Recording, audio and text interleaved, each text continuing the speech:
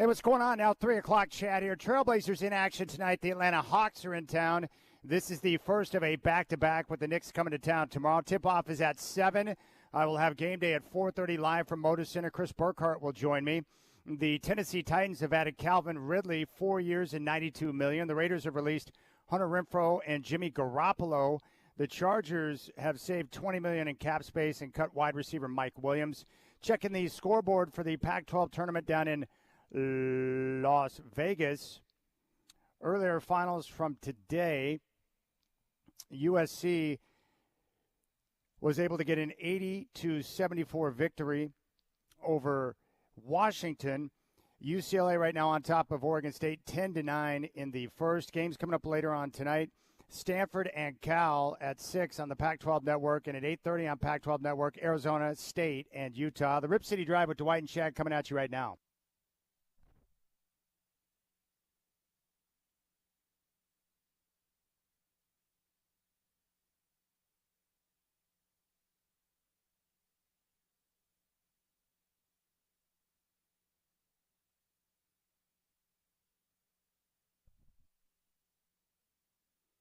All right, what's going on, my friends? Rip City Drive. Chad Doing and the Godfather Dwight James with you. We have Blazers Game Day, which is coming up at 4:30. The Atlanta Hawks are in town. This is the first of a home back-to-back. The Knicks are in town tomorrow. I've got Game Day coming up at 4:30, and I'll be joined by Chris Burkhart. The Godfather is with me. And, Godfather, this is your final show before you take off on a great excursion. What do you got planned for the vacation with Dr. Nancy? Well, I think I will give you just a glimpse of it now, and then when I come back, I'll give you the whole story. We're actually gonna visit the Amazon rainforest, and we're gonna take a float down the Amazon River. So that's all I'm going to say about it now. But it promises to be exciting. You know, what I wanted to talk to you about, though, Chad, I've got the Aaron Rodgers for vice president thing figured out.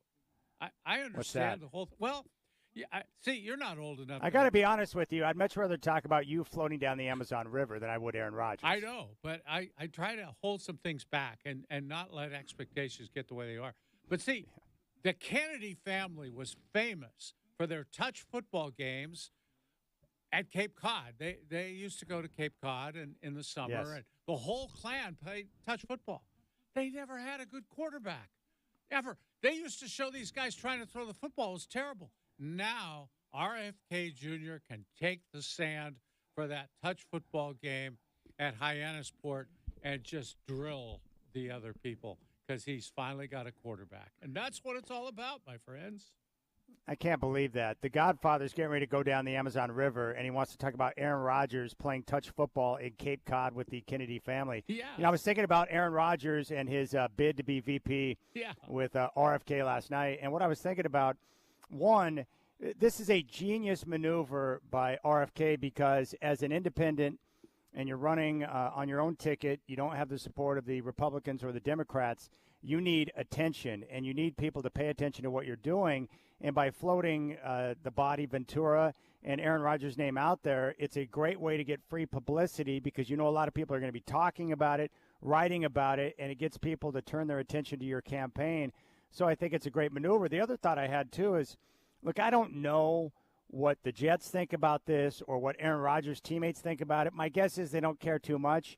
But the problem I have with it is it's just yet another set of distractions for a franchise that is a disaster, that always has the attention for the wrong reasons. And this comes from a quarterback that is supposed to be great, but he hasn't done jack in a Jets uniform. I just don't know if you want that type of attention. There's no way that Aaron Rodgers is going to formally accept that bid and go on a presidential campaign during the course of an NFL season. I think this is strictly a publicity stunt to get attention on the campaign. But it's distractions that a bad franchise and bad football team don't need. Absolutely. They need stability, and they need quiet. They don't need noise. There's too much noise around the Jets for the wrong reasons. I totally agree with that. The whole thing is lunacy. And I first of all, I can't believe that Aaron Rodgers would even consider it. I mean, it would be flattering to have somebody ask you. I get that. But then you say, hey, look, I'm committed. I'm making a lot of money from these guys. I couldn't play last year. Heck, if he'd have played last year, you say, well, okay, I can walk away. But you can't do that now. And they're depending on you there. And a lot of hopes and dreams of Jets fans, long-suffering Jets fans, rest on him playing. It's impossible. He couldn't possibly take him up on the offer. Could he? Well, I'll tell you what. You know what I need? I do need more RFK in my life, and it's not for the reasons that you might think. But every time that he is on camera, he usually has his wife, Cheryl Hines, right next to him. And I do need more Cheryl in my life because she is a smoke show. I loved her on Curb Your Enthusiasm. I think she's phenomenal. And as long as they want to put her on camera, I'll listen to whatever he has to say because I just like to admire her. She is fine. She's super fine, Godfather. Shacker agrees. I know you agree. Yeah, Cheryl Hines. Yeah. I'll vote for her. My vote goes to Cheryl. I vote for Cheryl. I can't disagree I'll write her at in. all. I cannot disagree with you at all. And she should probably be a part of the ticket, really. Why not? Yes. Yeah, I'll vote for her. I like that. But, yeah, a lot of noise. You never want too much noise for the wrong reasons from a crap franchise and football team. And for Aaron Rodgers, it's like, look, man, you have a lot to prove. You're coming off the Achilles. You need to get back on the field. You've got a lot you have to get out there and do and produce to showcase that you can still be an elite quarterback. And yet this is just another distraction. I did think that tweet that Sauce Gardner put out that was pretty funny. It's like Aaron Rodgers is about to become VP. That must be why he's not answering my phone calls. I thought that was hilarious, man, because, you know, his teammates, they probably think it's hilarious because they're like, wait, what? You're going to be on the ticket with RFK and you might become VP? Like, that's wild. Can you imagine being in that locker room and your quarterback is that high profile? Like, that is mind-numbingly crazy, especially when it comes from the Jets, who are known for just being a disaster for most of my lifetime. Crazy. Well, and you talk about distractions, but if he did decide to do it while playing football, the number of appearances that vice president candidates have to make is unbelievable. There'd be no way he'd be able to do it. He'd be away from that team all week long and then show up on Sunday and play. I don't think that works very well. The other part of this story that's kind of interesting is, and you and I were talking about this yesterday, there's a big debate going on about, you know, RFK. Which candidate is he going to hurt the most? Is it Trump or is it Biden? And I guess it depends on who you ask. If it's the Democrats, they're going to say, oh, we don't want him to run because he's going to take votes away from Biden. If you talk to Republicans who are going to vote for Trump, they don't want RFK to run because they think he's going to siphon off votes for Trump. Mm-hmm. What I was wondering is like the owner of the Jets, what's his name, Woody Johnson. Mm-hmm. I wonder which candidate he supports and whether or not he's okay with RFK running, because you don't want your owner to be upset with you because you might be part of a campaign that could damage his candidate that he supports, man. He should probably pull Woody aside and be like, hey, he's asked me to be VP. It's a great honor, and I want to accept, but I want to make sure I'm on the right side of things. Are you cool with this? Am I going to impact your candidate the wrong way? What's your take on it, Woody? Can you imagine that conversation? No, I can't. Nothing has ever happened like this in sports. I mean, if he weren't playing quarterback right now and retired, hey, Ronald Reagan became president, and he was just an actor. I mean, you know, he didn't have the kind of following that Aaron Rodgers has now, I guarantee, because he wasn't that good an actor. But maybe it'd be something to talk about. But he just has another job right now, and he'd be wise not to quit his day job. You just reminded me of Doc Brown on Back to the Future. 1.21 gigawatts. And let me guess, who's the president in 1985? Ronald Reagan. Ronald Reagan, the actor? You know. Yeah.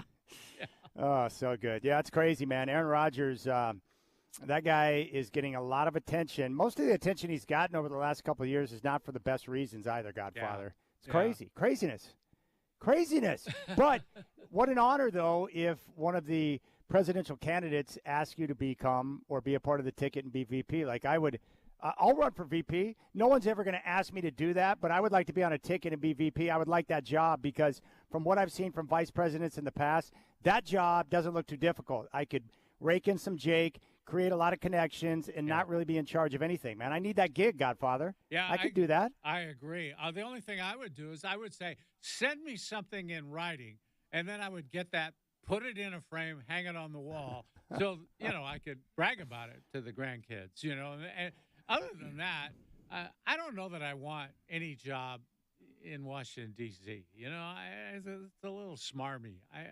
It's a little? It's worse than radio, Chad. I believe this. I know that I am a filthy human being, but I don't even think I have the filth that could last for 2 minutes in Washington, D.C., man. You got to be a special kind of something to step into that world, man. I don't understand why anyone would want that, because if you're one of the best and brightest that our country has to offer, why would you want to step into that realm? I guess you might be power hungry or something, but, dude, once you step into that world, people are looking to tear you down. Crazy. You think it's bad being a quarterback and you have a bad game and people get on your butt? Imagine being a political candidate or being a part of a presidential ticket where you, let's say that RFK wins, people would be so bitter and people would hate Aaron Rodgers more than they do right now. That's how crazy politics are. It's insanity. Total insanity. And you're not, I don't believe you're as devious and underhanded and dishonest enough to get by in Washington, D.C. I mean, you got to be a real snake to survive there. It's the swamp. Yeah. That's why they call it the swamp. It's terrible. Yeah. I would say about 20 years ago, Gambling Chad during those days, definitely enough of a snake and a liar to be able to pull off anything. So Chad from 20 years ago definitely could work in D.C. with no problem, because I could lie. I could talk out of both sides of my mouth with no problem. But Chad of today would not handle that type of situation very well whatsoever.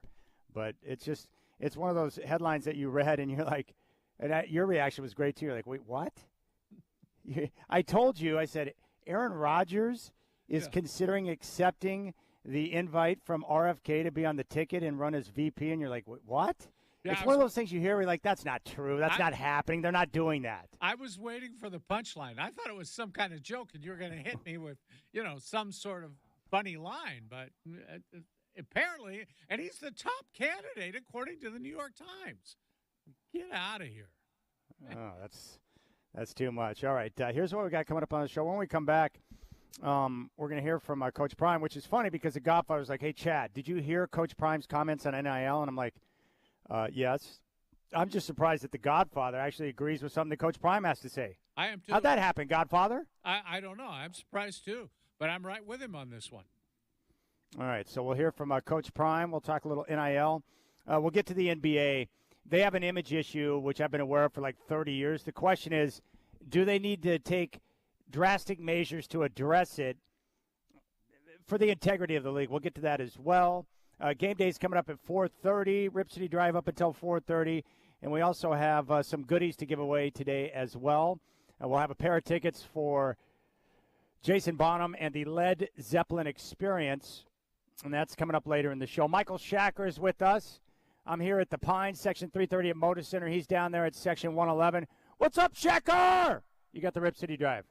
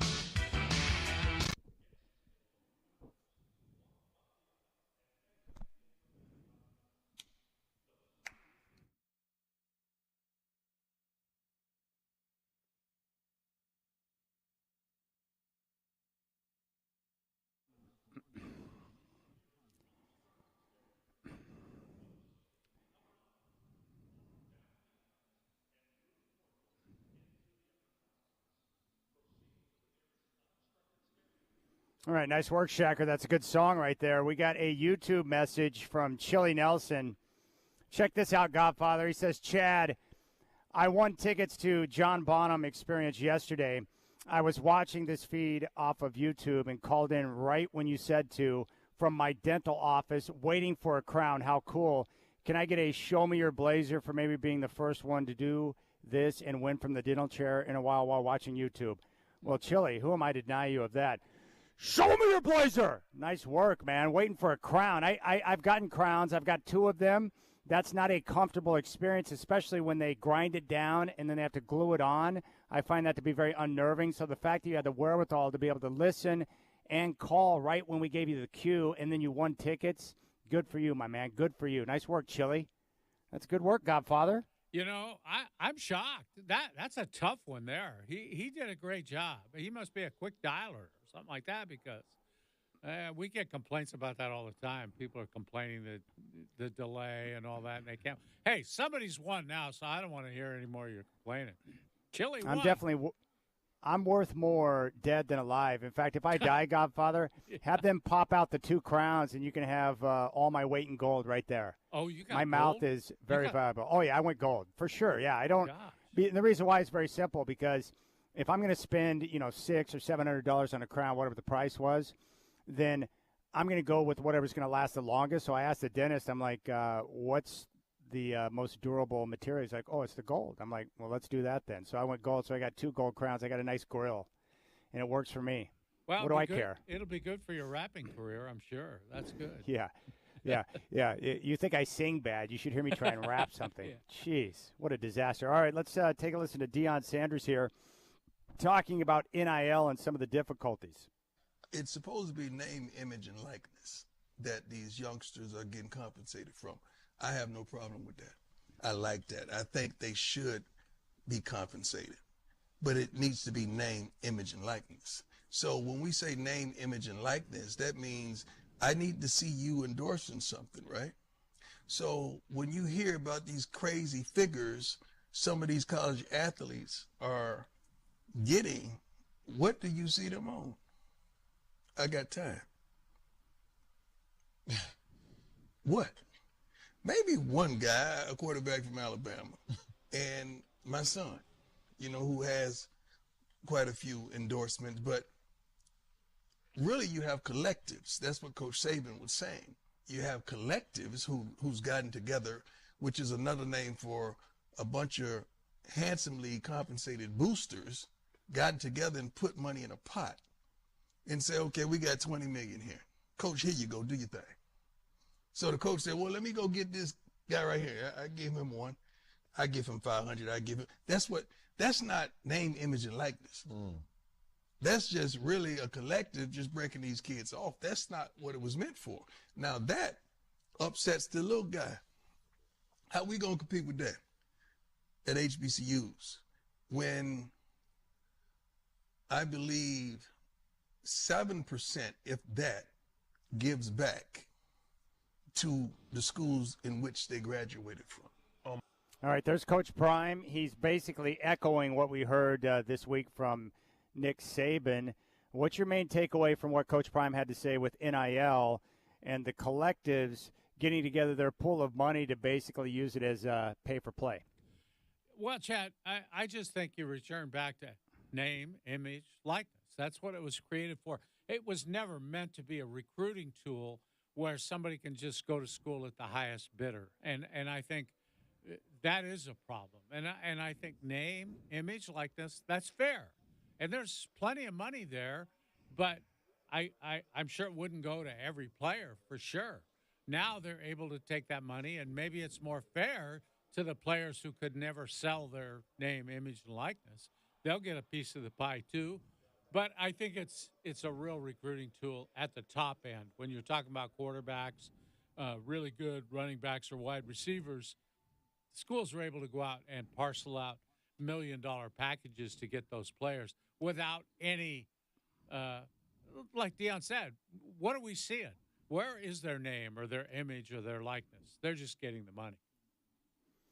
Yeah, you're right. And that's the way it's being used right now. But the problem is there is no governing body to enforce. In fact, not only that, Godfather, there's no rules in place. It is the wild, wild west. So how do you go about laying down a foundation and a structure to get this bad boy on the tracks? Well, I think if enough college coaches are as upset about what's going on as it appears, it seems like most of them are, at least they act like they are, then maybe they do what they should have done a while back, and that's split from the NCAA, move up, have the Power 5 or Power 3, whatever it is now, conferences create an area for themselves, elect or appoint a commissioner, put some rules down, get an enforcement division, and do the whole thing right. They'll have plenty of money.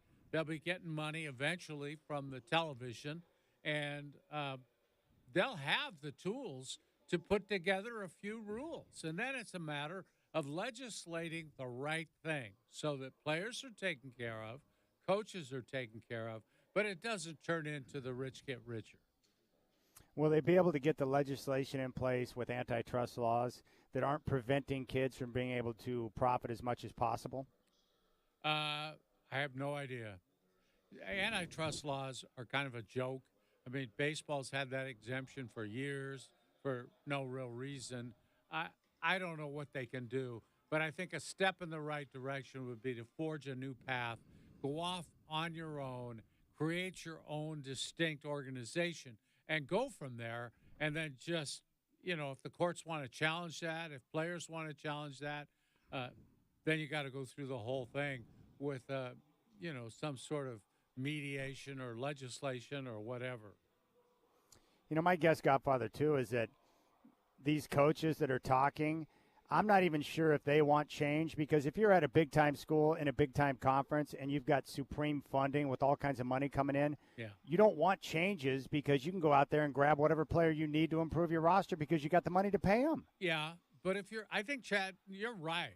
But I think if you're voting on this, the have-nots are much more plentiful than the haves. You're going to get those two schools at the top of your conference every year, but everybody else is fighting the same kind of battle. I just even I think some of those schools with the money are tired of recruiting kids who just say, how much are you going to give me? And they're just going to the highest bidder. And that's what Saban keeps talking about.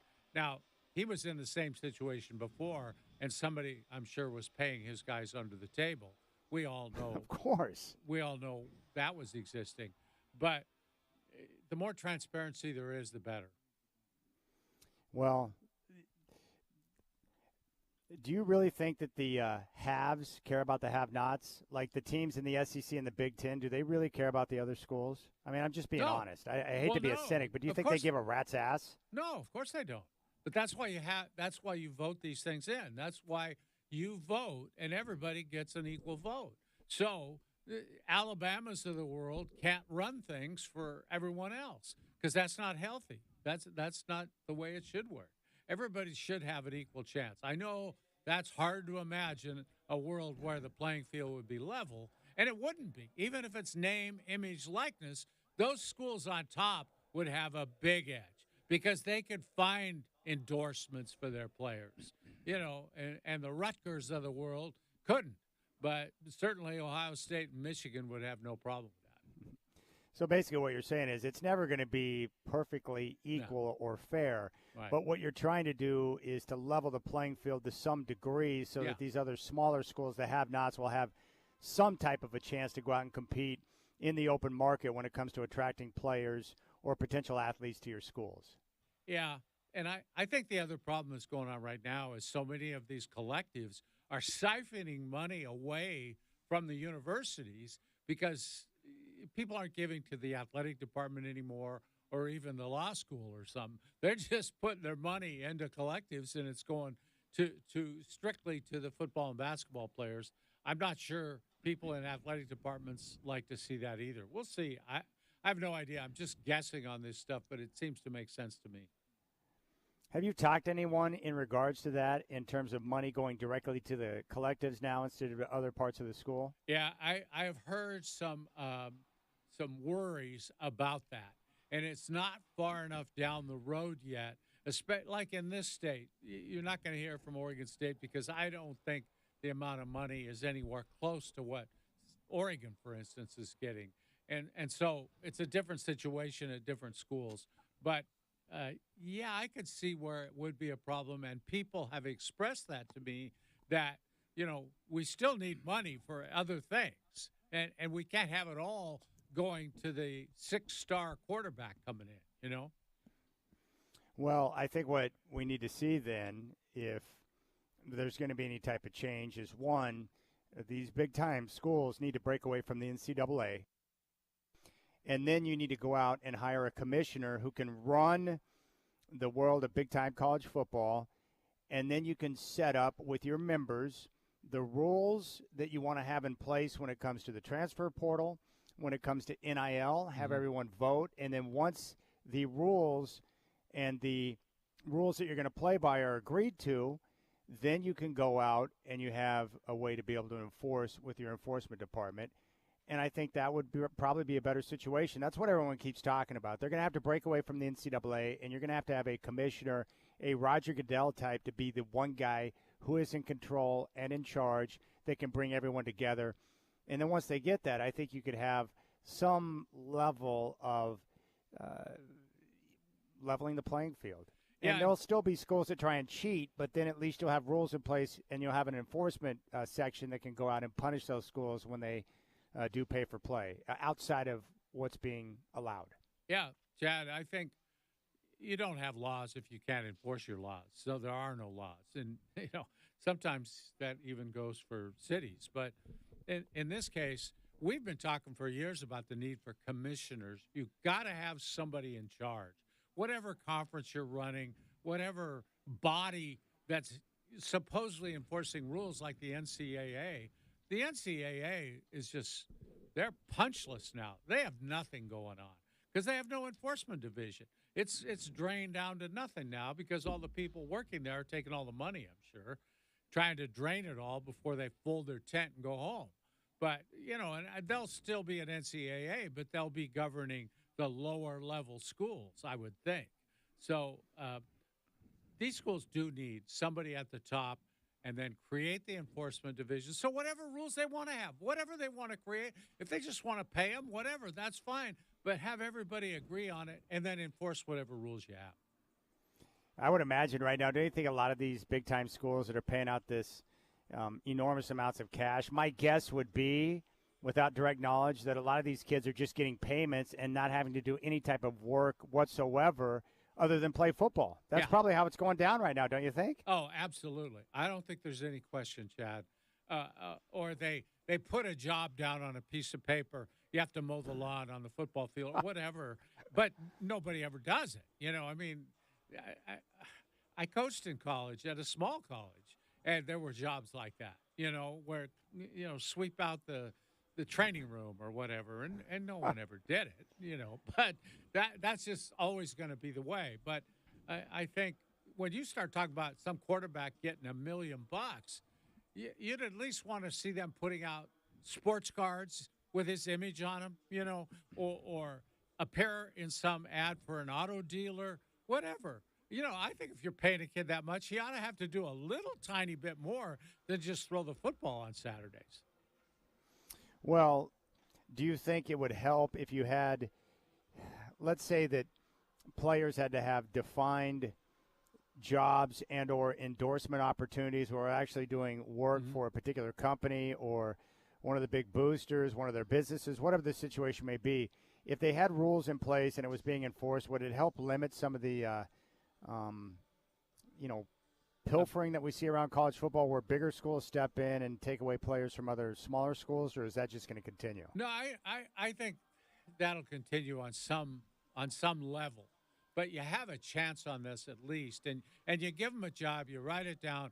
All these schools already have compliance officers within the athletic department. And now maybe you have to pay your compliance officer a little more, but he'd be the guy responsible for reporting what this person did to earn this money. And then you've got your enforcement people to go check on that, and find out if it's real. I don't think that's too much to ask, and I don't think it's a difficult thing to do in reality. but a lot of things have to happen first. You got to get out of the NCAA. That's the big thing, I think. And they should have done that a long time ago. I think we agree on that, right? Yeah. Well, the other thing I would like to see, and I think this would be a good learning tool for the college athletes. I mean, in the business world, when it comes to doing work and getting payment, there are contracts that are signed, Godfather. Like, for instance, I have a contract with iHeartMedia. Mm-hmm. So I agreed to that deal, and I'm locked into that deal for X number of years. I can't just walk up one day and say I'm out and then go to a different station in town. Like, I can't do that, right? So I think what they should do is have some type of contract terms in place where if you're going to get big payments, then there should be some types of terms of agreement where you're going to commit to being there for a couple of years and see that through. And I think that would be a good way to teach some of these young athletes about entering into contracts, which they could definitely do if they go to the next level and start, playing as a professional, but also to get a better understanding of how the business world works. And I think that would better prepare them as they continue to move forward throughout their college career, because there are ramifications that come from accepting payment and agreeing to terms and signing a contract, because we all have to live by that. And I think it'd be a good learning tool for the kids. I totally agree with that. I also think, Chad, the schools also should have to create a department that assists them in learning about business. Are they getting education on how to invest that large sum of money, or are they just throwing it away? Are they gambling? What are they doing with it? And then you got to teach them about the taxes, because if you're taking in that kind of money, you owe a lot of money back to the government. It just like we all do, and they have to be aware of all these things. And I worry that the bills are going to come due for some of these kids at some point. It's like, whoa, taxes are high. Well, yeah, when you make $1 million a year, they're going to be fairly high. Yeah. And they got to get help with that. And I think that's part of the responsibility of the college. Look, guys getting that kind of money are probably going to stay and get a diploma. They're probably going to leave early. So this is something the college can do for them in terms of at least creating an educational path for them that will assist them in their upcoming career. Oh, my goodness. Yeah, I tell you what, that first experience when you start making a few bucks about Uncle Sam. Yeah. Uncle Sam is very unkind. Yes. It's like, wait, what? Wait a second. I'm paying how much for every dollar? 50 cents? 40 cents? Yeah. What's up with the roads? And what kind of a write-off does a kid, a freshman or sophomore in college, have? He's not writing off, a home mortgage or whatever. He's not. He doesn't have a lot of investments, probably. But this is where you can help him. Get him in some investments, some tax shelters or something. Help him. Yeah, well, especially for some of these young kids, they do. There's a lot of young kids, even on the college level, who are doing great things in the community. You could help them and assist them in setting up a foundation to, focus on a certain segment of the society or whatever, and help them find those tax shelters, and yet at the same time be making a difference in their community. Because there are a lot of great college athletes who are doing wonderful things in the community. And you're right, if you could use that as a teaching tool to better prepare them as they continue to move forward either into professional sports or into the real world when they're done in college, I think that's a value. Yeah. Absolutely. Absolutely. In fact, that's a better education than what you get in a lot of those, ridiculous humanities classes and stuff. Balancing a checkbook, understanding taxes, understanding how to invest. Like I never really got great education on those areas. The most important things in life that you deal with on a daily basis, we never got good education on that stuff. Like Absolutely. Relationships, checkbooks, taxes, investments. Where was that? It's the most important thing. Yeah. No, I never learned the value of nobody ever talked to me about a 401k plan. I didn't know what it was till I'd been working someplace for about 5 years, You just, when you're young, you don't know what you're doing. All right, Rip City Drive. That's Dwight. I'm Chad. I'm live here at Motor Center. We got game day coming up at 4:30. Hawks are in town tonight. Blazers play the first of a back-to-back here at home. Knicks are in town tomorrow. When we come back, we're going to give away some tickets for you to get a chance to see the Led Zeppelin experience here on the Rip City Drive.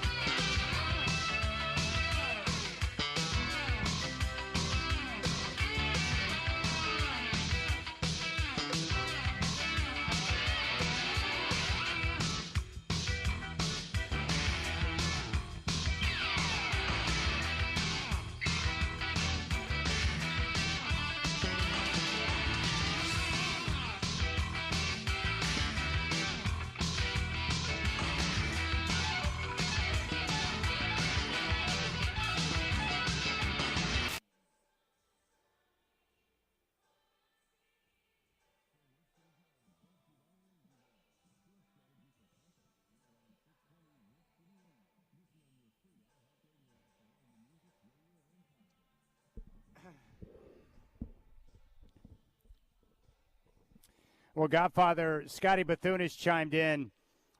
When I do turn into a rap star, my new rap name is Chaz Deasy. I saw that, yeah. Nice going, Scotty. That's pretty good. I think it's I don't think I would be a good rapper. Yeah, I don't think I'd be a good rapper. Oh, I think you got a shot. I think you just need to work on it a little. You can't just expect to be good, after a week or so. You got to work at this. You got to work at that? Yeah. Oh. Yeah, Chad, this this whole radio thing, who knows? Who knows? You got to always have a backup, I think my favorite white rapper is Joe Piscopo. Musicians like to think the best light beer is the one we drink, and every rapping cat I know drinks Miller Lite. Ain't that so? Let's fill it. Lights got body, lights got soul. Don't stop me now. I'm on a roll. Get it right. There's only one light beer for Miller Lite.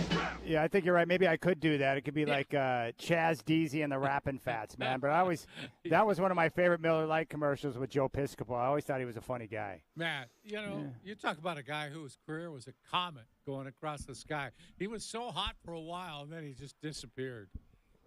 He did. Where'd he go? Where'd he go? Into a weight room somewhere, because he really bulked up.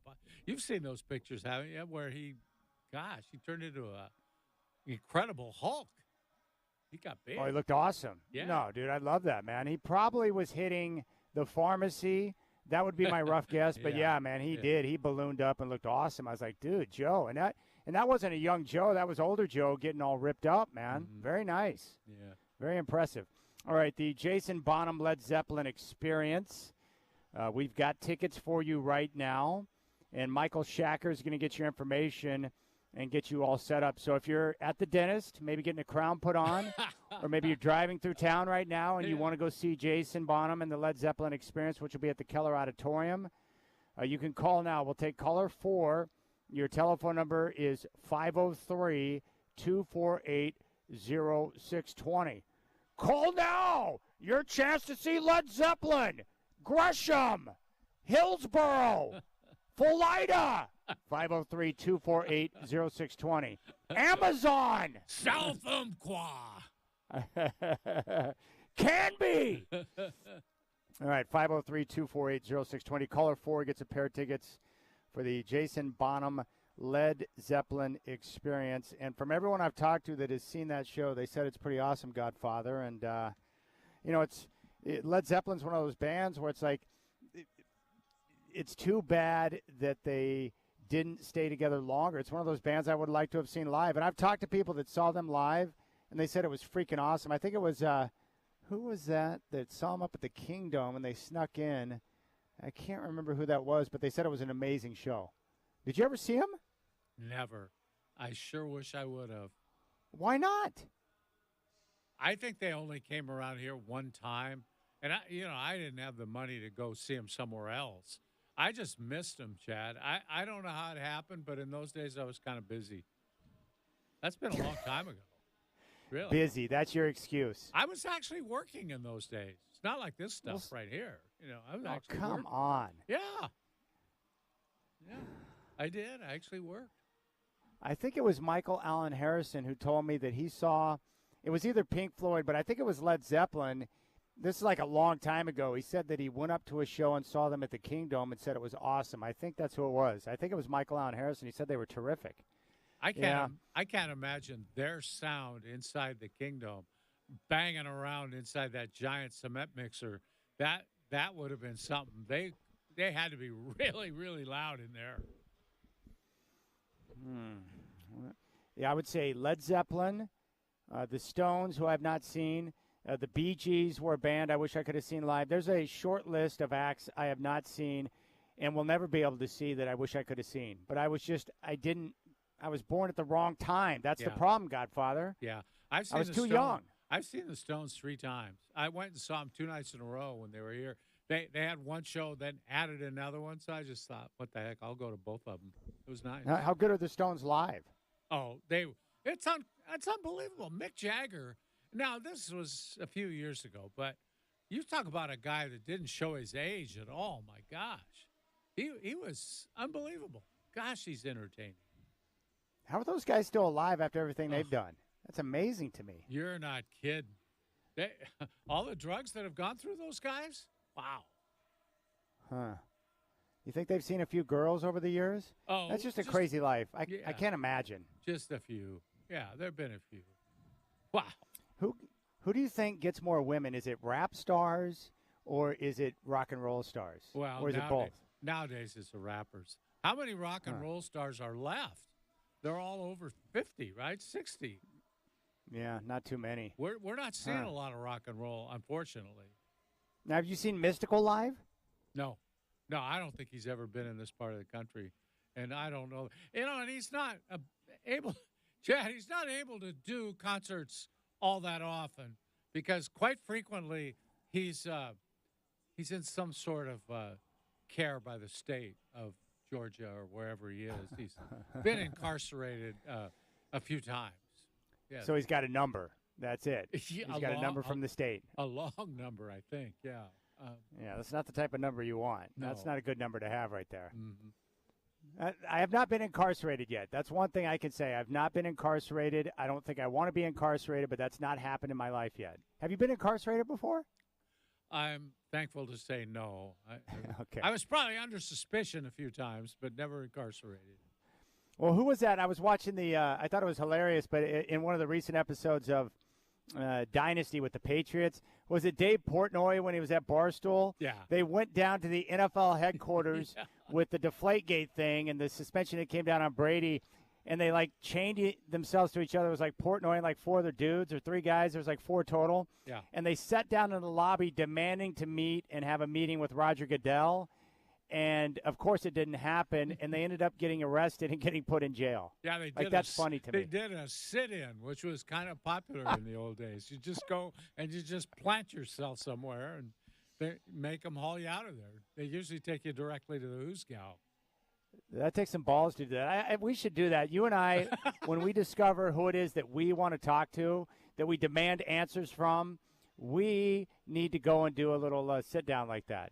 Hey, I think that'd be fun. Did you ever do one of those charity things where you had to raise a certain amount of money or they'd come and take you to so-called jail? And I did it once, and they took me down to Pioneer Place, and they had sort of a funny jail there. And they put you in there for a while, and you couldn't get out unless you get on the phone and call your friends to bail you out and, donate more money to the charity. No, the closest I got to being put in jail when I was 5 years old, or I think it was 5 or 6, when I lived in Salt Creek down in Manford, Oklahoma. Me and my friend Dayton were playing with matches behind the backyard in the woods, and we set the woods on fire, like a lot of woods, like acres and acres of trees and stuff burned down. And my dad wanted to make sure that I never did that again, so he sent the chief of police in Manford, Oklahoma. His name, I still remember his name because he scared the crap out of me. His name was Orland White. And I'm like 5 years old, and this guy is like in our backyard. And all of a sudden he walks over to me. He's in full uniform with this big gun on his belt and everything. And he like leans down and puts his big fat finger in my face. And he says, "If you ever do this again, Chad, I'm going to haul you off in this car right over here and put you in jail." And after that, every time I saw him in town, I would scooch down in the back seat because I was afraid he would see me and haul me off in jail. So it was pretty smart by my dad to get Orland White to scare the crap out of me. I got caught throwing pine cones at cars on the freeway on I-5 in Hazeldale at my uncle's house once. And I threw one. I had the best arm, so I was the only guy that could hit the cars. And son of a gun, it was a police car. That cop got up to my uncle's house so fast, I couldn't even run to the house to beat him there. And he scared the daylights out of me about how I could have killed people doing that. They were just little pine cones, But anyway, that scared me good. There you go. Yeah. I am an arsonist, and Godfather is an anarchist. So there you go. That's what you learned about the two of us today. A disruptor. All right. Yeah. Disruptor. Yeah. All right, we'll keep things rolling here on the Rip City Drive live from Motor Center. Game Day's coming up at 4:30 here on 620 Rip City Radio.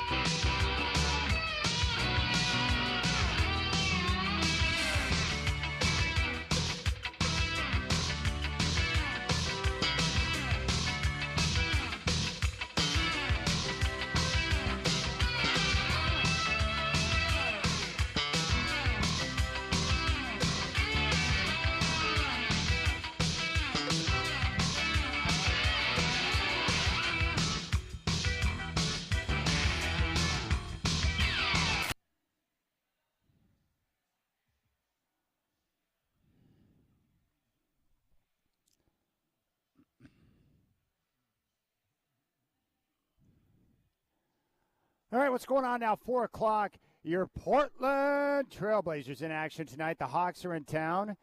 This is the first of a home back-to-back. The Knicks are in town tomorrow night. Tip-off tonight at 7.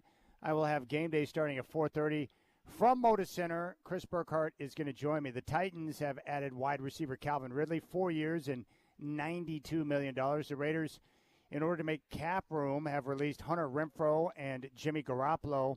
The Chargers saved $20 million in cap space, have released wide receiver Mike Williams.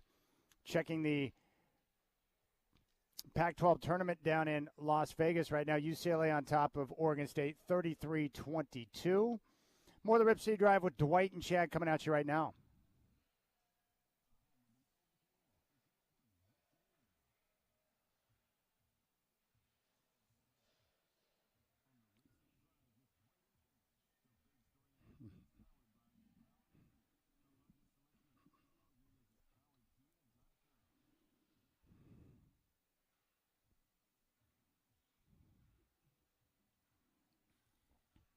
All right, Rip City Drive, the Godfather Dwight James and Chad doing with you. Hope you're enjoying your Wednesday afternoon.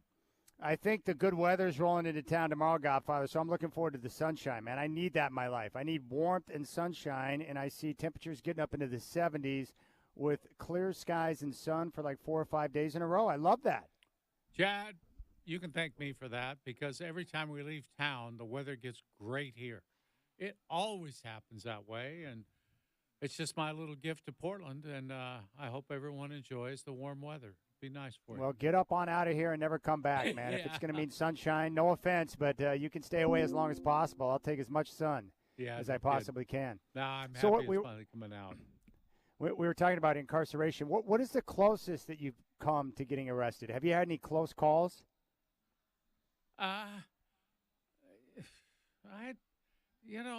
Not really. I don't think so. I've been stopped for traffic violations and things, and a couple of times I wasn't real happy about it, but I don't think it got to the point where anything was going to happen.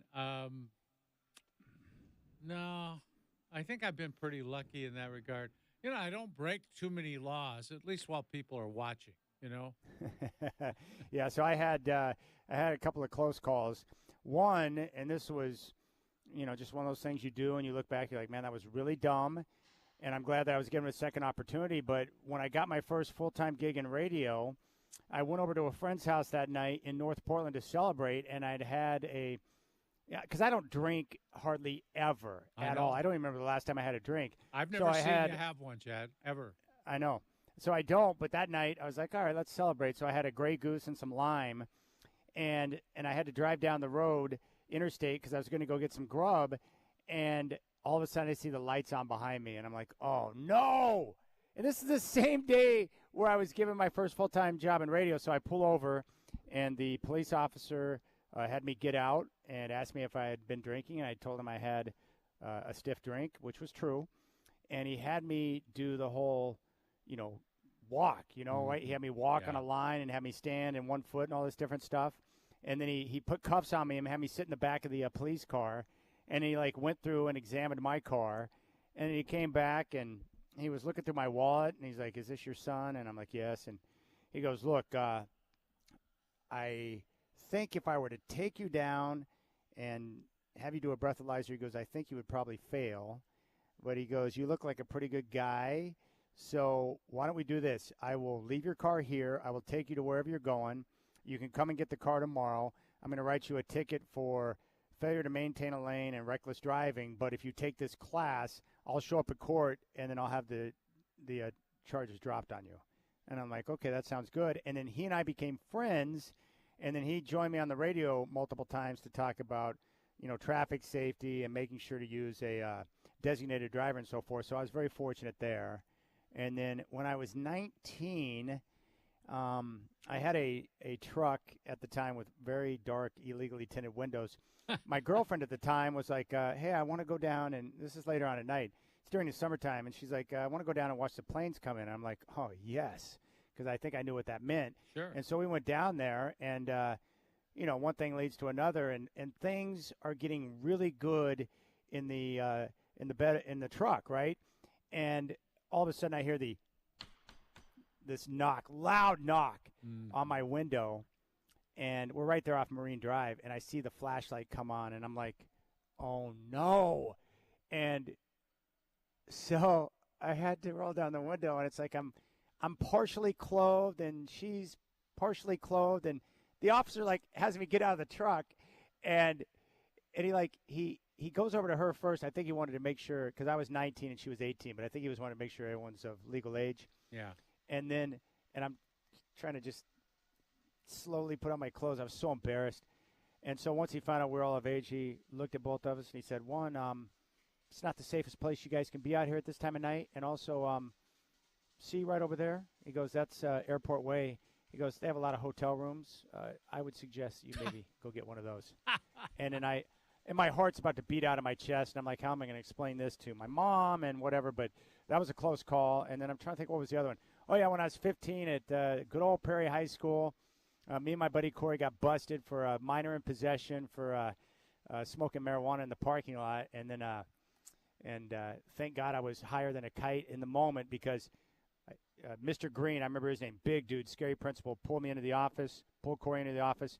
They called my dad, who worked in downtown Portland, and they had him come to the school before his work shift was over to pick me up. And I was just like, you have got to be kidding me. I was a dead man. So suspended from school, had to go through a diversion program, and that is that. And I remember, I forgot his name, Arlen.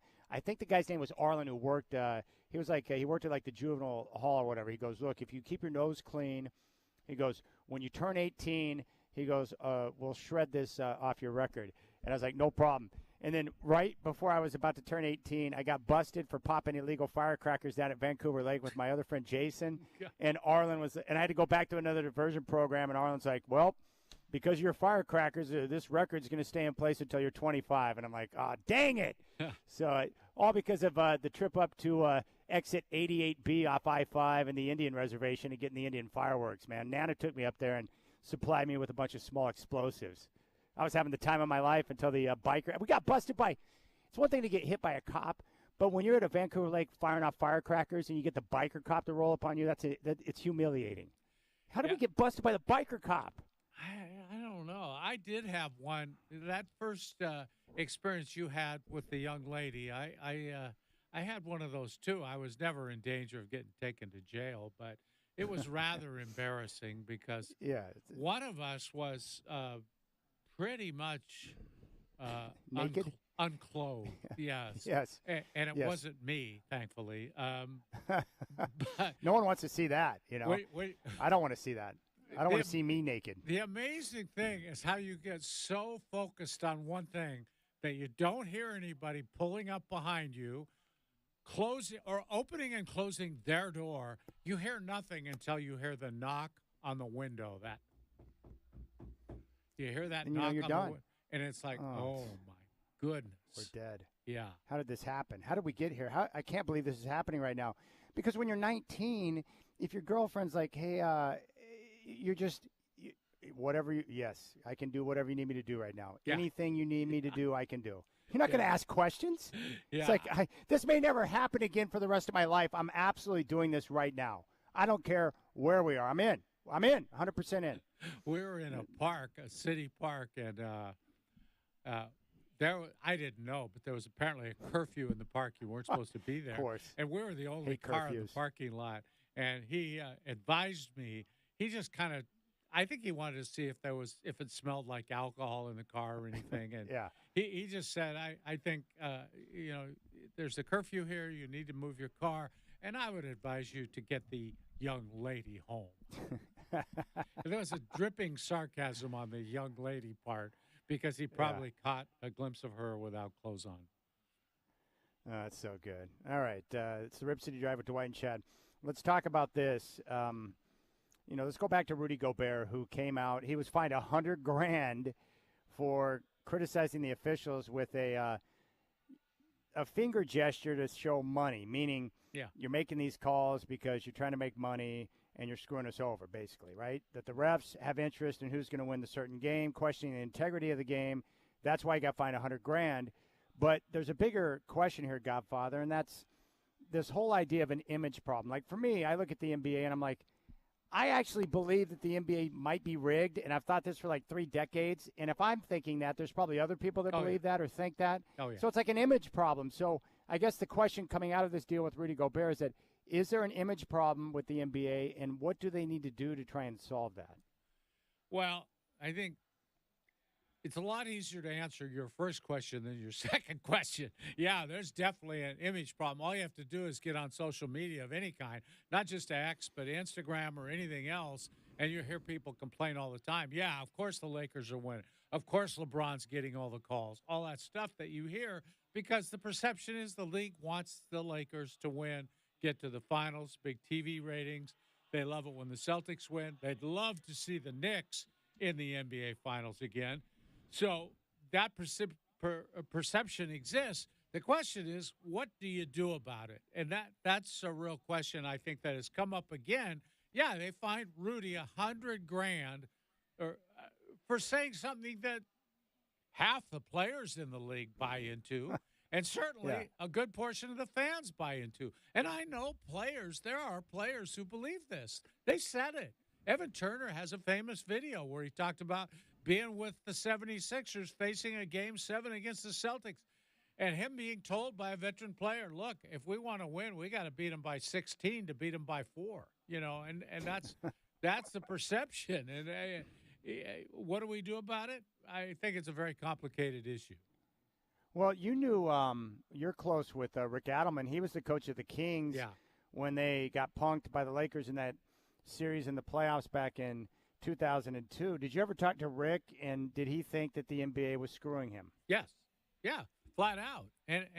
But I would tell you with Rick, it went all the way back to his time in Portland. And I wrote a book with Rick, and we ended up taking out some what would have been controversial remarks about what the league wanted and how the games were officiated. And I don't think there's any doubt that they felt like they were robbed in that series against the Lakers. And, of course, they were. And it was tragic what happened to a small market team. And, you think of Sacramento now. Yeah, they're a small market. Back in those days, man, that was a real one-horse town, Sacramento. They're ringing cowbells at their games. And the league did not want any part of them being in the NBA Finals. All right, when we come back, we'll continue this discussion. I just got a text message from one of our listeners that she wants to share her thoughts on the referees and the NBA. 503-248-0620. Game day's coming up at 4:30. Blazers and Hawks tonight. Tip-off at 7 here on your home of the Blazers, 620 Rip City Radio.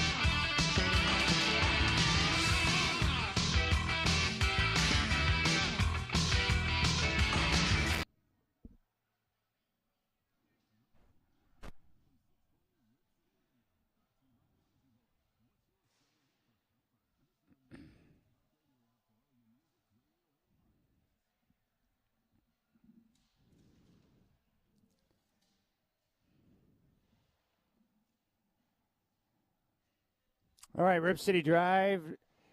The Godfather Dwight James and Chad doing with you live here at Moda Center, getting ready for Blazers Game Day, which is coming up at 4:30. The Hawks are in town, and then tomorrow night the Knicks are going to be in town. So it's the first of a back-to-back situation. Chris Burkhart's going to join me, and we'll set the table for you for a tip-off. And Godfather, I wanted to read this text message that came in regards to the Trailblazers. All right. Oh, good. You can hear me. That's Yeah, very I can nice. hear you. Yeah, everything's cool. Okay, that's good. That's a good thing. All right, Chad. This is Susan. I love my Blazers, but I'll tell you something. I've watched them my whole life, and I've seen them good, and I've seen them when they should have won games, and they were taken away and out of those games from the refs. Yes, I do believe it is rigged. I have for a long time. Example, Jake O'Donnell, thrown out of the league on referee for his calls against Clyde and Buck, been rigged for a very long time. Was he thrown out of the league for bad calls? He actually admitted in an interview for Referee Magazine that he didn't Wait a second. Hold on for a second. Referee Magazine? Yeah. They have their own magazine? It's for officials in all sports. Yeah. Oh, gosh. It's not just NBA officials or anything like that. I'm sure that's a riveting read. Do they have centerfolds too? Because I'd love to see Satan Foster as a centerfold posing in his referee gear. And in these days of magazines failing, I'm not sure it's still in business, but he gave an interview for Referee Magazine admitting that he had it in for Clyde and would give him the shaft whenever he could, and basically bragged about it because he thought he was so all-powerful. And, of course, they let him go after that. But, yeah, used to be the worst thing in the days of those rogue officials roaming the land like they were U.S. Marshals dispensing their own justice, and they would roam around the country, and they had enemies, and they would just shaft them all the time. Those old guys were that way, and you would see it all the time, especially they had two-man crews. Unbelievable. And I got real close to Earl Strom at the time, one of the great officials, and he flat out told me once, he said, in the last 5 minutes of a game, if I'm working with any other guy who hasn't been 10 years in the league, I tell him to put his whistle in his pocket and I'll take the game the last 10 minutes if it's close. And he would. He would just make every call, and that was just the way it was, and it was much different. It was much worse in those days, and I can tell you NBA Finals in 1992, Game 6 at Chicago, there was an absolutely brutal call right at the start of the fourth quarter that turned that whole quarter around and sent the Bulls off on a long run of points to get back in the game when the Blazers had dominated the first three quarters and were going to win the game.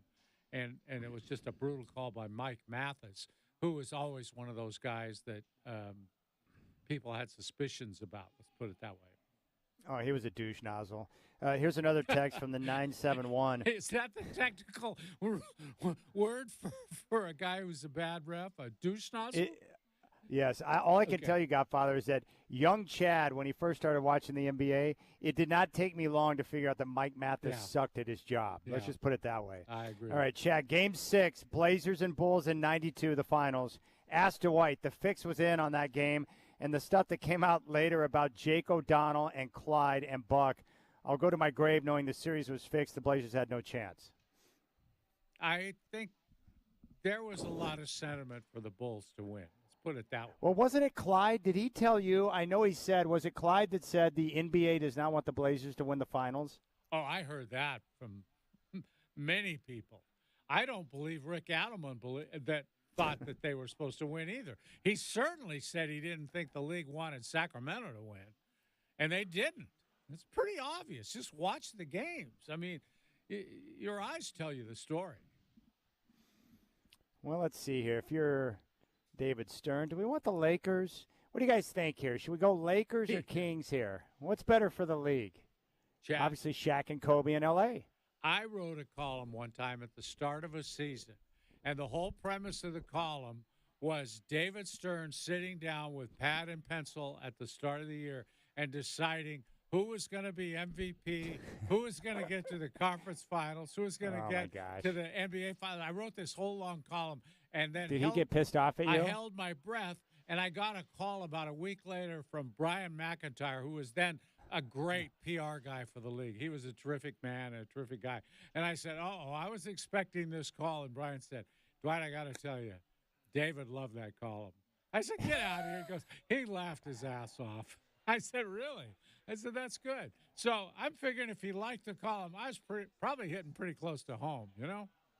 That's pretty awesome. The great thing about David Stern is that even if you said something that was true, he had a great way of laughing stuff off and acting like it was just asinine that you would suggest such activity. Yeah, he was a tough guy and could be a really tough guy. And I can remember he'd make an infrequent trip. About once a year, he'd come to Portland for a game. But he'd always, unlike Adam Silver, always have a press availability before the game. And he would take questions. And I would always be standing in the back, that was my habit in those days. Finally, at the end, I'd raise my hand. And I remember one special time he looked at me and said, "Oh, no. What do you want?" But Yeah. I'll tell you, my first day hosting a talk show at the late lamented KPAM, he was. And your tattoo proves it. Yes, he was a guest on my very first show. He called from a limo on his way to a Broadway show that first time. So I know he had some degree of respect for me to do that. Gosh, that's awesome. I love that. I would love one that you have a KPAM tattoo. Gavin and I interviewed David Stern once too. Yeah. Because he would make himself available to every NBA city. Yep. At the start of the season, and it was really cool to talk to him. He was a terrific interview. Well, yeah, and Adam Silver comes to town every once in a while, and they just hustle him out with his bodyguards and everything, get him out of the arena before anybody can talk to him. You get him at the All-Star break, and you probably get him, I don't know, at the draft probably, and that's about it. He doesn't talk. All right. Well, Godfather, man, enjoy your vacation, my friend, and you and I will talk soon. Chad, great show, man. Good luck tonight. All right, brother. Have fun strolling down the Amazon. There's the Godfather. Blazers Game Day is coming up next. Chris Burkhardt going to join me as we get ready for tip-off on your home of the Blazers, 620 Rip City Radio.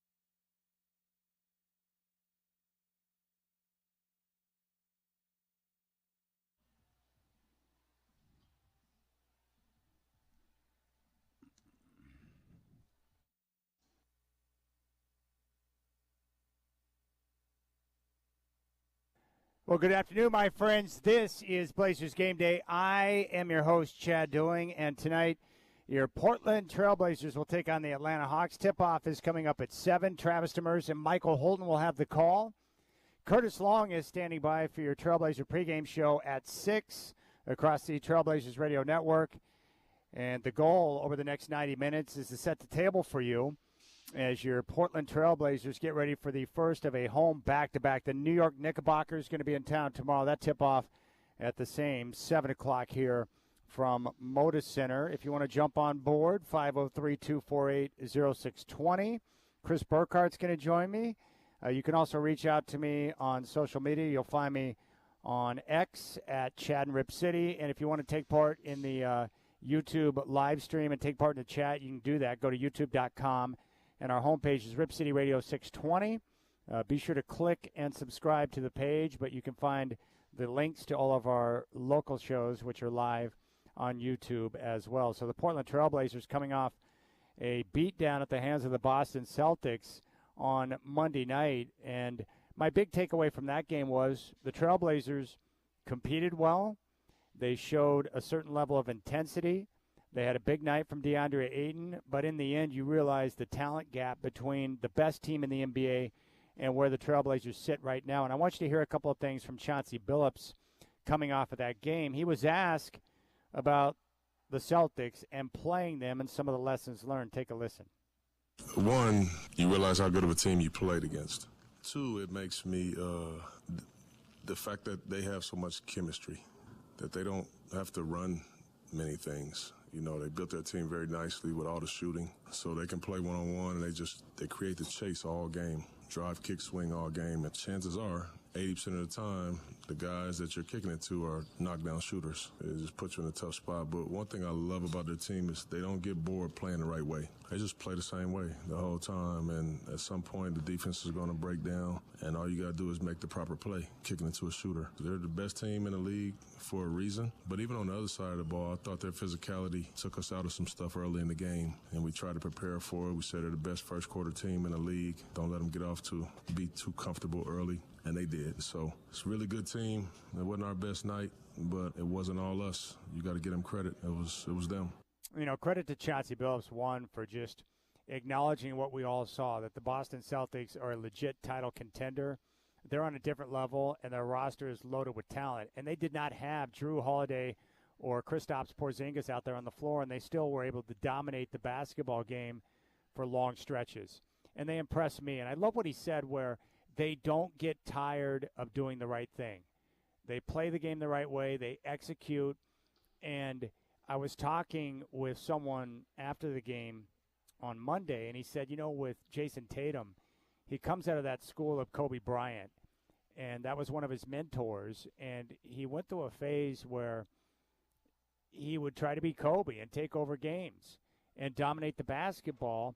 And the problem is that it was taking him out of the team concept and the execution that was required to be able to get things done. And what has happened is that now he is buying in. He's sharing the basketball, getting his teammates involved, and we saw multiple Celtics step up and get the job done. Now, I'm not a Celtic fan, and there were way too many chat-aheads in the Moda Center on Monday. For my liking, it was annoying, but, man, they're good. And it's unfair because the team has two wings that are big and strong in both Jaylen Brown and Jason Tatum. And what can you do to answer that? They were headhunting Anthony Simons and looking to take advantage of that matchup because they knew they could power him down low with their size and shoot over the top. But they got multiple guys involved, and I was just thoroughly impressed with the way they were able to play. The Celtics are legit. Now, do I think they can beat the Denver Nuggets in a 7-game series? Probably not. What I would like to see is Boston and Milwaukee in the Eastern Conference Finals. I'd love to see Dame and Giannis up against Tatum and Brown and let the best team win. I think that's going to be an epic series, and that's the Eastern Conference Finals that I would expect. But the other thing that jumped out at me, too, is like, look, I want the same thing that all of you want, is I want the Blazers to eventually become a team like we saw on Monday night in Boston, a true championship contender. I want to believe that this team is going to win a championship, and then we'll all get to be in downtown off Broadway celebrating a parade one day. Like, that's going to be epic. And that's a dream that I have, and I can't wait until it goes down. But you realize how much work needs to be done between now and whenever that time comes. Like, the Blazers are nowhere close to Boston in terms of execution, talent, I mean, the whole shebang. But I think it's good to go out there and get that evidence right in front of you. It's like, okay, we got a lot of work to do. Now, he also was asked about how close the Blazers are to being able to execute and play the way that Boston does. Here's what he had to say. A long ways away from that. For one, you got to have guys play. You got to have your team to be able to get the camaraderie. And don't get me wrong, I mean, their best two players have been playing together for some years. And they've been through a lot of incredible playoff series and dogfights. And so they've been there. And then you got the experience of Al Horford. Two of their best players didn't even play tonight, and Drew. And so, yeah, we're nowhere near that. And that's by way of just time and availability. So we do pretty good, and I think we've done really good at what we've been faced with as far as that concerns. But, yeah, that's championship level right there. Yeah, championship level. He is.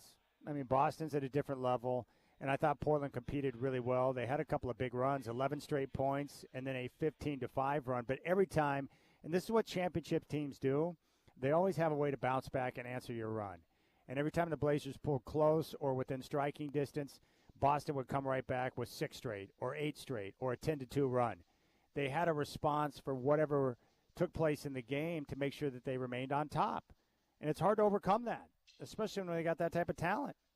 So look the heck out, Eastern Conference, because Boston is a real problem, a serious problem. And if they reach the finals, that would be a fun matchup to see how they would compete against Denver and Nikola Jokic. I'm convinced that Denver's coming out of the West barring injury. I don't think there's another team in the Western Conference that can deal with Denver. I mean, the consensus here at the game on Monday night,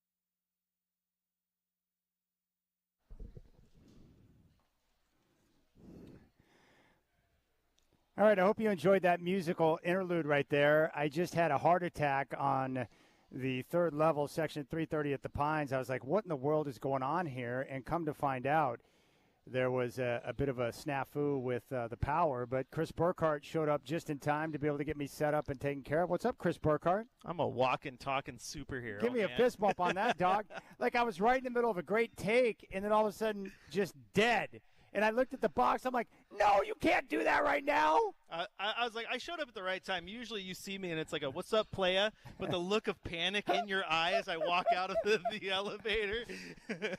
Dude, it was so great. I was just playing some clips from Chauncey Billups, and I respect him for giving credit to the Boston Celtics the way that he did on Monday. He's like, look, the way they execute, the way they never get tired of doing the right thing, that's championship level. Like sometimes that is the case where you look at a game and it's like, look, we didn't play our best game, but that team is so good. He tipped the cap, and I thought that was the right way to handle that. No, absolutely it is. And, you talked about it after the game. They definitely set themselves apart. I mean, that's a team that they can flex on you when they want to prove why they're one of the best in the league. And, and that's not some people will think that's an excuse, right? Oh, yeah, we were playing a team. That's a championship cup. That wasn't an excuse. I think that was a guy who knows ball. Just giving the other team some credit, and they deserved it, man, because we watched it live. That's a good basketball club. All right, I love this. You sent out a tweet, and apparently there was someone on the YouTube chat the other night that referenced you as OSAA guy. And why is this OSAA guy talking about this? I love that because you do work for the OSAA, but you also work for the Trailblazers, and you work for us. And you've been covering the NBA for how long? A decade plus? A decade now, yeah. So, and you're now known as OSAA guy. Yeah, it was funny. It was on the Instagram reactions that you and I have been doing and post on our Instagram. Yeah. And just like today, I'm wearing an OSAA shirt because I came straight from my job at the OSAA. I came straight from there to here. And so I did that reaction, and, of course, see the OSAA logo as I'm talking about the Blazers. And no one can be like, oh, that's a good take, or even, hey, that's a terrible take. It's just like, why is the OSAA guy doing this reaction? And I think I commented, I'm like, because the OSAA guy also covers the Blazers for this radio station and has been for a decade now. But I am now known as OSAA guy. I like that. And apparently you're only allowed to comment on OSAA matters. Apparently. I didn't know. I mean, I don't wear a Blazer logo most of the time. I'm talking about the Blazers, but apparently to be qualified to do so, you must be wearing the logo of whatever you're talking about. Man, I feel like I owe you like a hug or something because you saved my bacon there. It was one of those darn connectors where you're like, hey, it's not pushed in far enough. Yeah. Why? Why? Can't we just make it one piece, Like, it can't be one piece. No, it has to be 20. Oh, my goodness. All right, so we're here, Blazer Game Day, live here at the Pines, Section 330, getting ready for tip-off tonight, which is coming up at 7. We're going to come back, and we're going to step into What's a Scoot, and we're going to hear from Chauncey on Scoot's performance against the Boston Celtics. Scoot is back in the lineup and playing, which is great. 18 games to go and a chance for him to get more experience before the end of the season. All right, tip-off at 7. Curtis Long will have your Trailblazer pregame show coming up next. We'll step into What's the Scoot coming up next on Blazers Game Day here on your home of the Blazers, 620 Rip City Radio.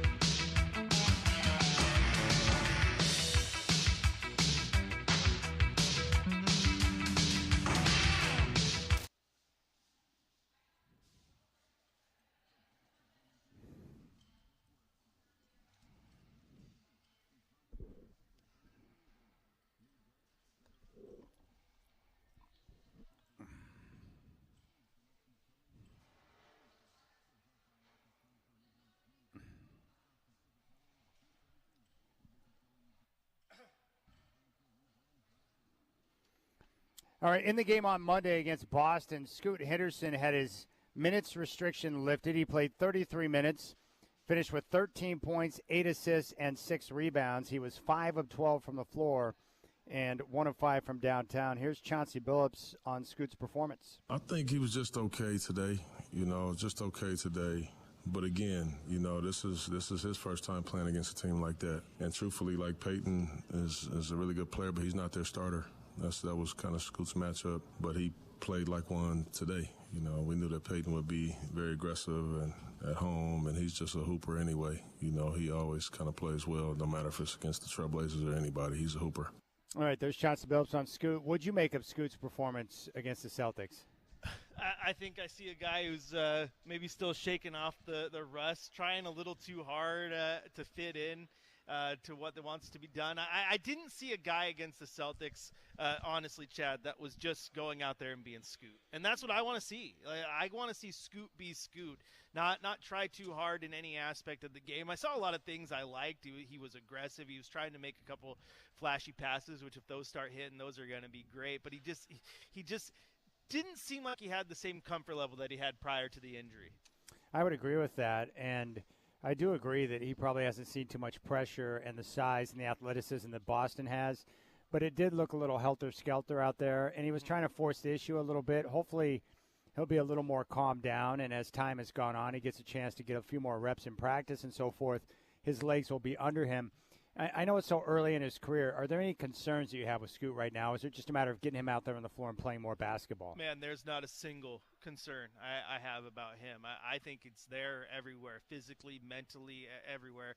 You and I have talked about it since day one, the way he talks and the way he presents himself. That's a locker room leader in the long run. And the game's going to come along as well. I absolutely think it will be. I actually think we're talking about, I think it was Danny Meringue who pointed it out, that like when he goes to the rim, like he takes off too early, right? In the G League, I think you could get away with that. But when you're playing against guys like Al Horford, who's a great defensive center and always has been, you got to make your moves a little bit closer to the rim so your power carries you through. And those are things you're going to learn with what?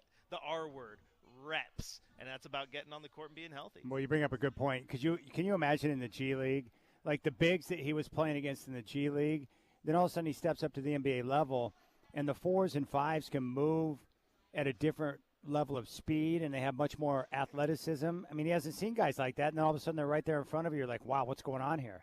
It's not just the 4s and the 5s, though. I mean, that game was a rare chance for us to watch Jaylen Brown live in person. I'm like, he is so much bigger than advertised, and he plays a strong man's brand of basketball on both ends, which is why I love him so much. And that's something that Scoot hasn't been used to at all. I mean, the only small guy in that Celtics lineup is Peyton Pritchard, right? And, the way they mix things up, it wasn't Peyton on Scoot, 48 minutes of that night. So he has to go against big athletic bodies, and it has to adjust his athleticism accordingly. Even Jeremy Grant, who is a tall guy, on the floor next to Jaylen Brown and Jason Tatum, he didn't look as strong as those guys. Oh, no, not at all. Tatum's strong as well. It's an embarrassment of riches. It absolutely is. That is a versatile lineup.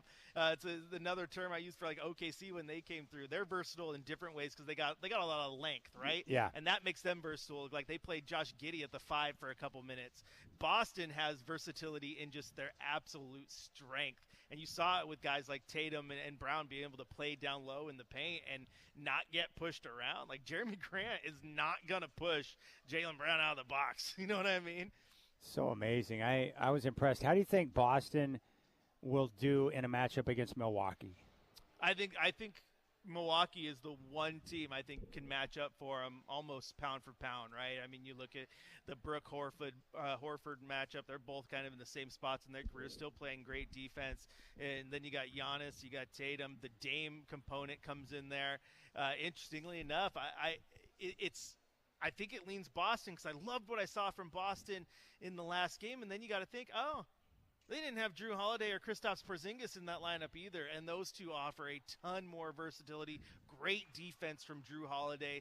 So, yeah, I think they match up well with everybody in the East, and I think they are the favorite to come out. If they aren't in the NBA Finals, I think that's a failure if you're the Celtics. And then the one guy that I took note of was this one right here. Now underneath to Horford, stops, knocked out of his hands all the way to the corner for Hauser, wide open three. Hauser's 6-3 of the game. Timeout Blazers with 1:54 to play, and it's 115-95. Boston has their largest lead of the night. Sam Hauser is one of those guys that does one thing really well. The guy shoots so good. He was 6 of 10 from downtown, had 22 points. But it's nice when you have a luxury like that to bring a guy off the bench who can just stroke it from downtown. What a beautiful jump shot that guy's got. Yeah, he's got a very, very nice jump shot. It reminds me a little bit of remember when James Jones was in town? What was the and he rode LeBron's coattails a little bit everywhere. Yeah. LeBron went, he went Yep. there. Why though?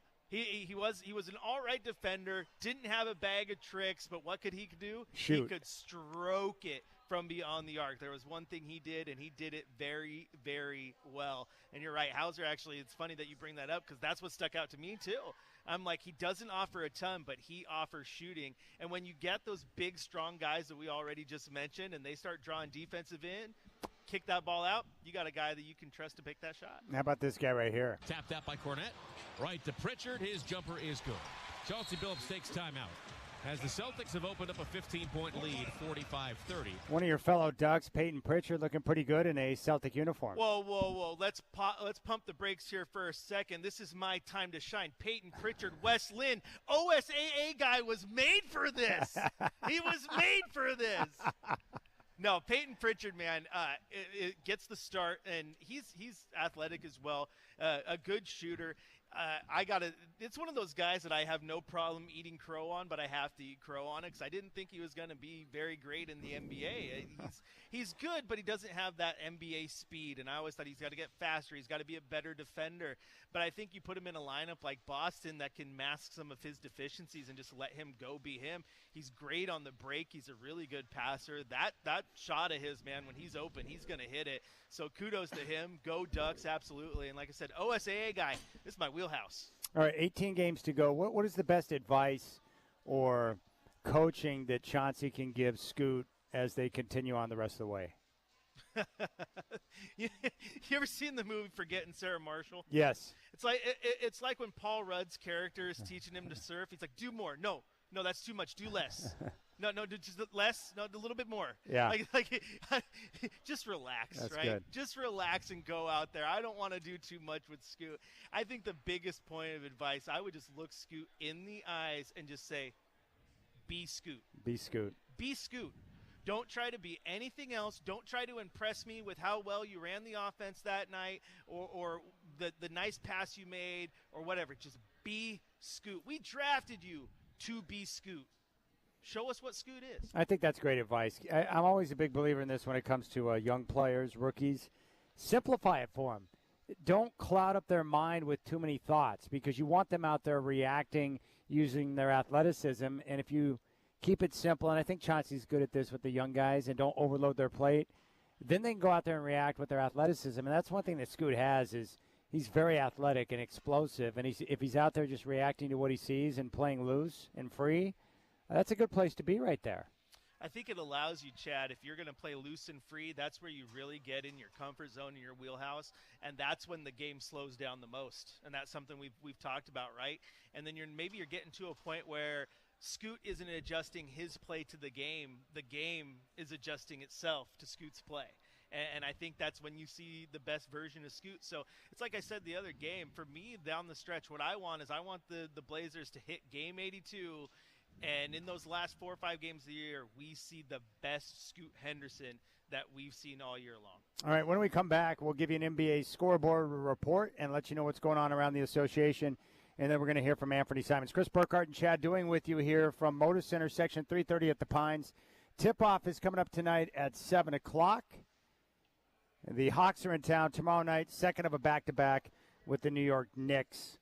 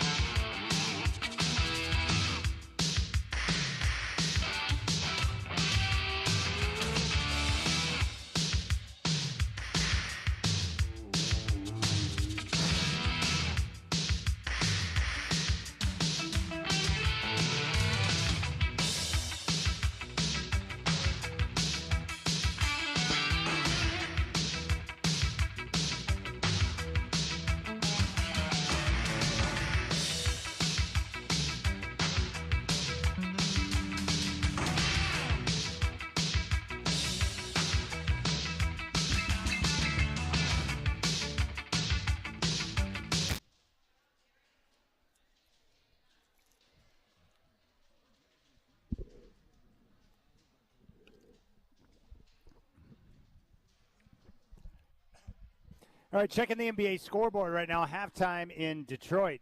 The Raptors lead the Pistons 57-52. Kelly Olynyk has 12 points at halftime. Jalen Duren, 15 points and 12 boards. Second quarter in Orlando, the Magic on top of the Nets, 58-43. Franz Wagner with 11 points. First quarter in Indiana, Bulls on top of the Pacers, 28-22. First quarter in Miami, Nuggets out in front of the Heat, 26-15. 7 points early on for Nikola Jokic. Games coming up later on today at 5. Hornets are in Memphis to take on the Grizzlies. Charlotte's favored by 2.5. 5 o'clock tip in New Orleans. Cavaliers and Pelicans. New Orleans favored by 5.5. Zion averaging 22 points per game. 5:30 tip in Big D. Warriors and Mavericks. Dallas an 8.5-point favorite.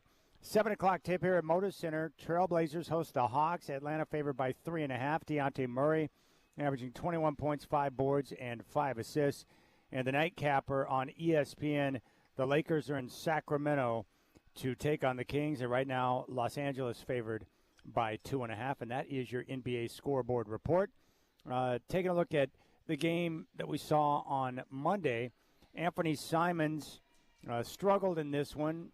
They attacked him, the Celtics did, quite often. He was 6 of 18 from the floor, 3 of 9 from downtown, 17 points, 4 rebounds, and 3 assists, and had a chance to speak after the game. And what do you take from a game like tonight where you see a championship caliber team on both sides and kind of evaluate where you guys are? Obviously they, they, like you said, they the best team in the league record-wise, and it's a challenge for us, regardless of where our record is or no matter what. So we got a lot to learn from that game, and there's things they did and things that we didn't do, and we're gonna watch film and watch how we can learn from that team. They're a good team, fundamentally sound. They stick to their game plan, how they play each and every game, and they execute perfectly. Throughout the game. And no matter if we get on a run, they don't go around, they withstand it. Never felt like they were, kind of worried about the game, how that was going. But that just speaks to, their team. They've been together for a long time. So, just a veteran team like that, they all stay poised in those situations, and like I said, execute game plans to them perfectly. Is that something you feel like you guys can build by just kind of staying together a long time and just kind of doing? Yeah, for sure. I feel like most of the great teams or the championship team, they've been together for a long time. Whether it's the Nuggets, that core group has been together for a while. They just added a couple pieces to go around them, but like I said, for the most part, I think every good team has been together for a long time. It's been through something, whether it's losing or losing playoff series, and I think that's what that's kind of the things that we're going through right now. And just as a team, we figure each other out each and every game. We're bringing in new lineups, new players, and we just going out there trying to figure it out and establish an identity. Hey, I really like those shoes that you have on. Could you describe them? Can I describe them? Yeah. Undefeated Air Force Ones. I don't really know. That's all I know. They're undefeated Air Force Ones. They had a couple of colorways that came out, maybe 4 of them. I think I got 3 of the colorways, but I really like shoes.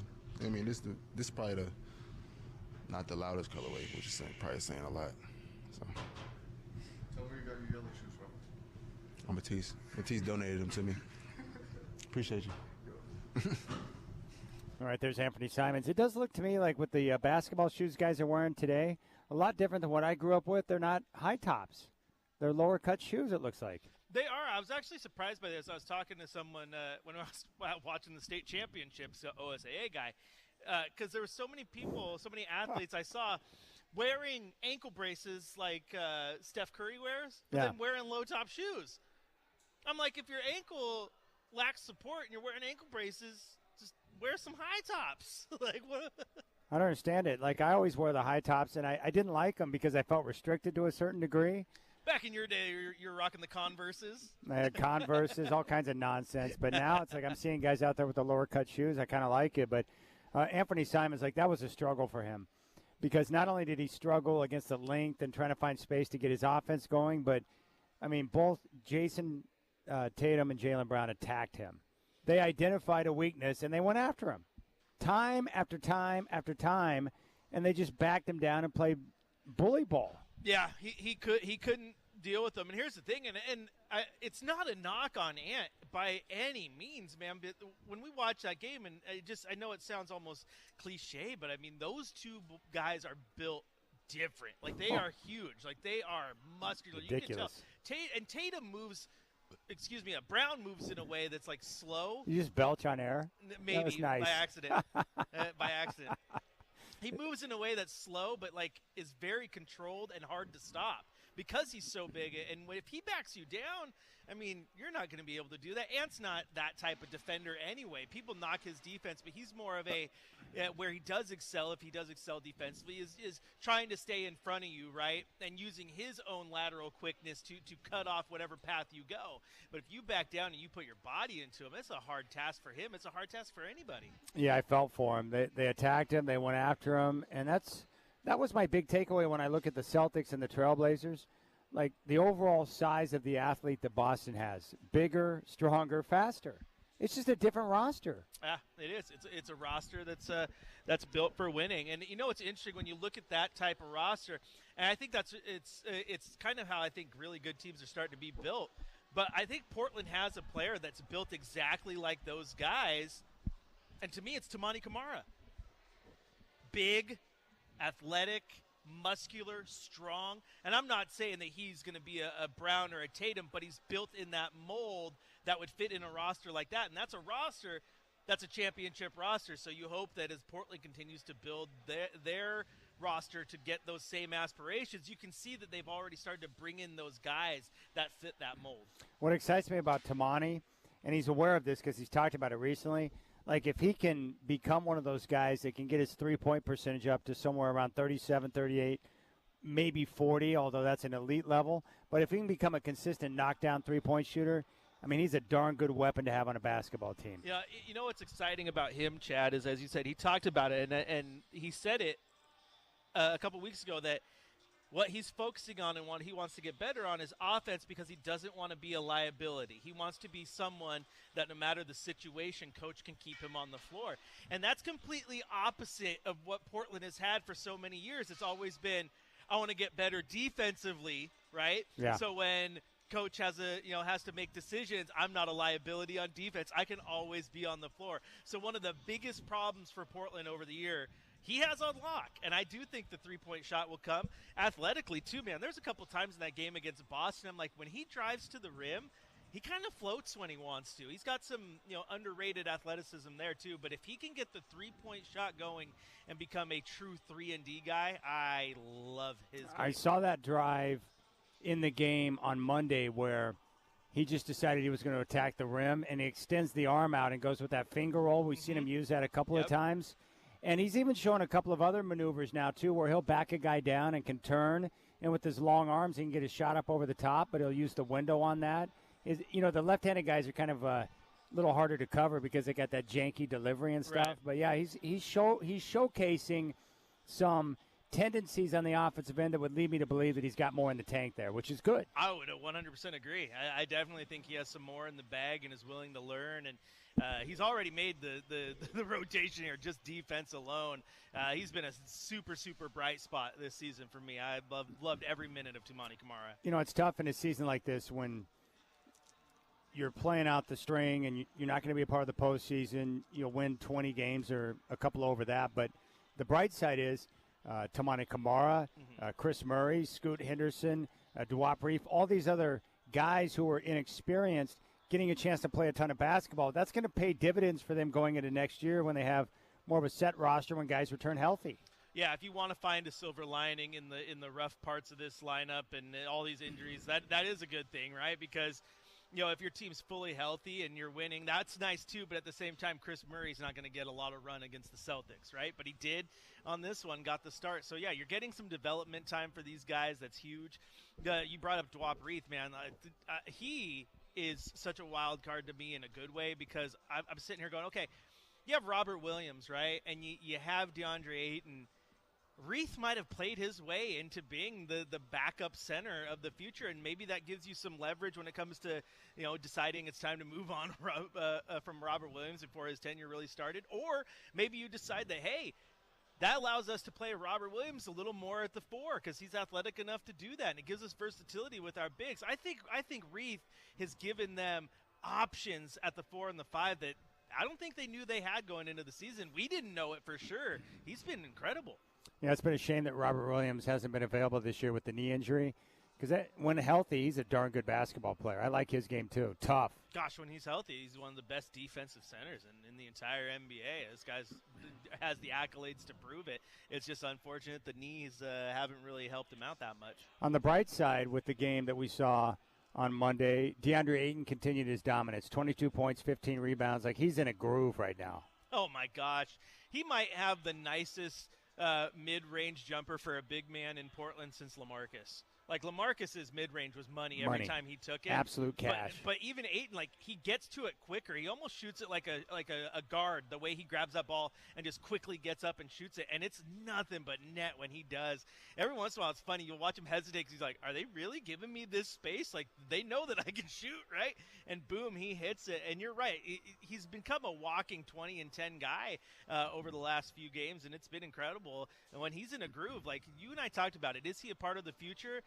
I think you're stupid to say otherwise. Like, he has played himself into a key spot in this rotation, a key spot in this starting 5, and he's the guy you want around. All right, we'll come back, and when we do, we're going to step into the coach's corner. We'll head down to the podium and hear from Chauncey Billups. Tip-off is coming up at 7 o'clock. Hawks and Trailblazers here on 620 Rip City Radio.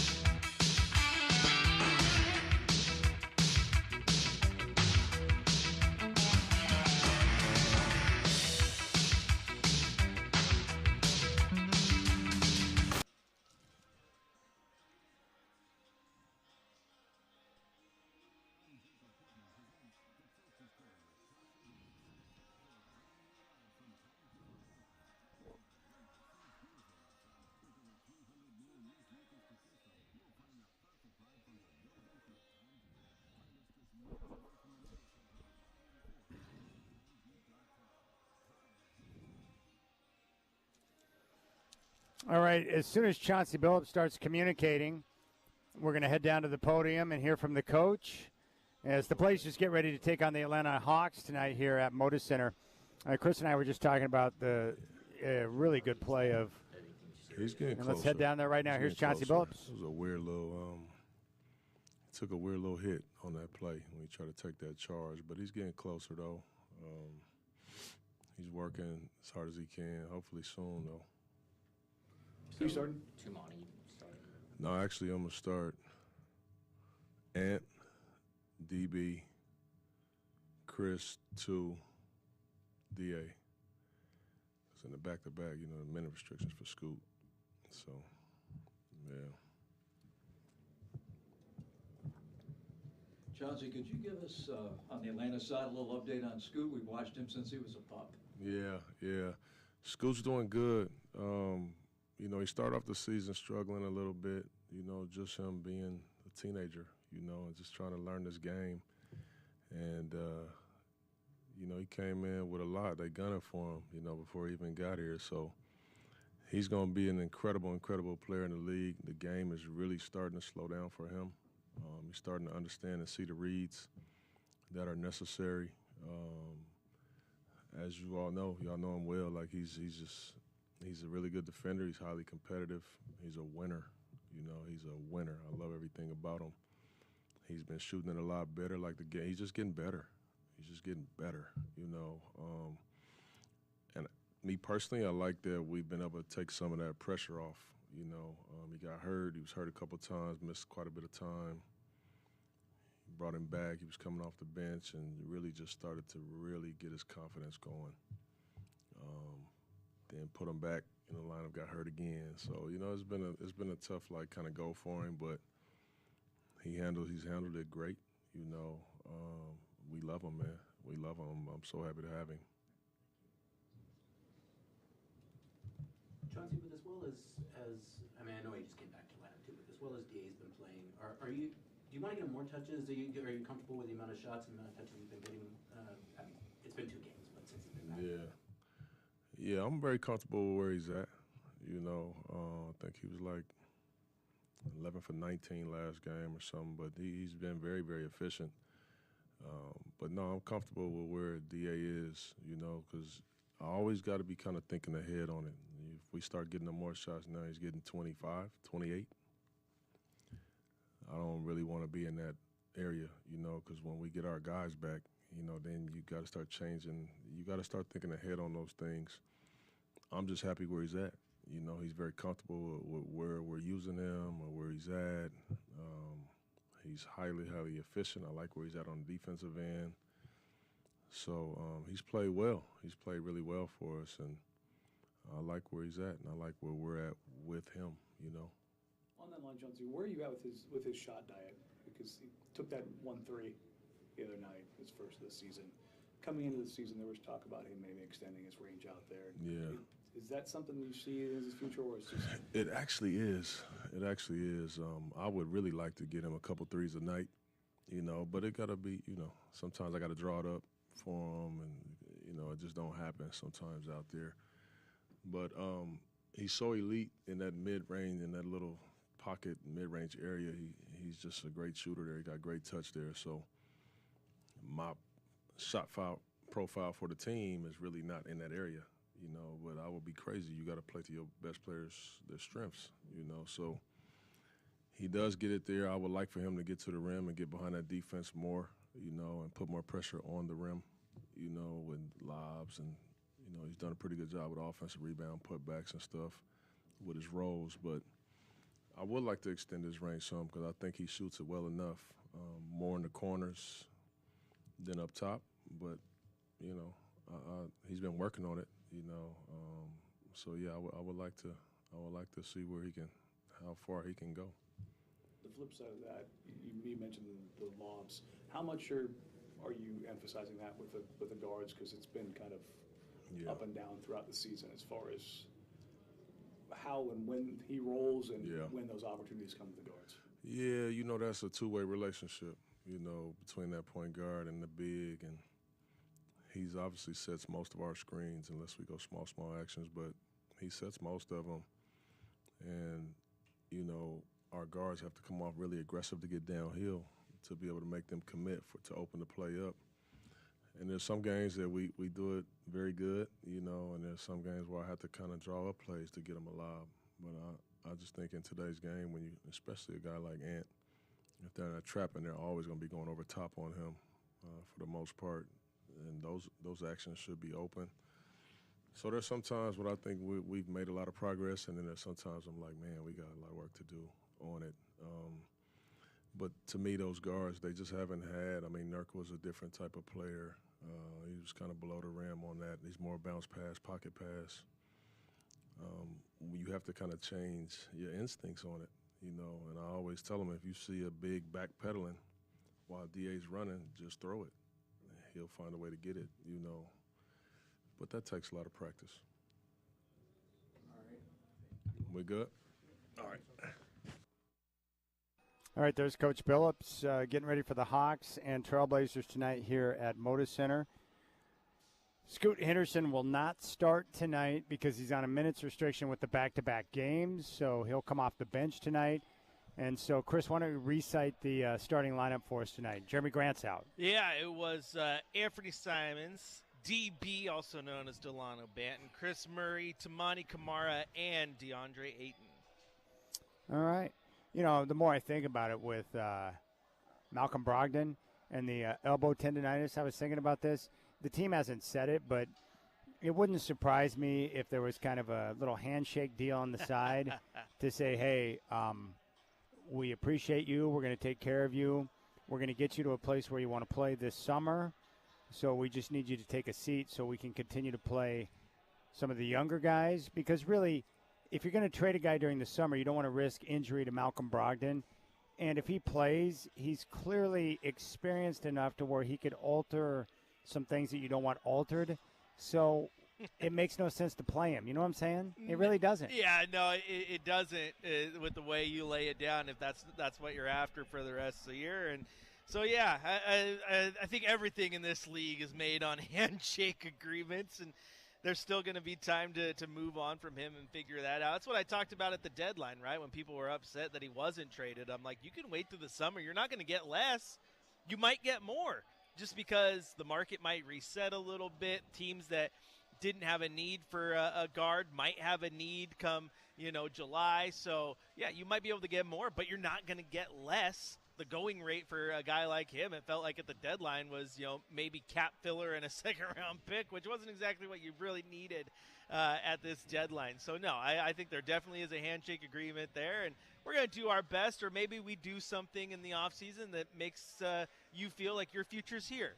Maybe that too. You don't know, but I definitely think it's, hey, just trust us. We're going to take care of you if you allow us to take care of ourselves. And I do believe at this stage of the year with, 18 games to go, you're not going to the playoffs. It is more important to get time for Chris Murray, for Delano Banton, for Scoot, for all the young guys. You need them on the floor playing big minutes right now. Not only for their own personal development, Chad, but you need to see as much of them as possible to know whether they're part of your future or not. Yes.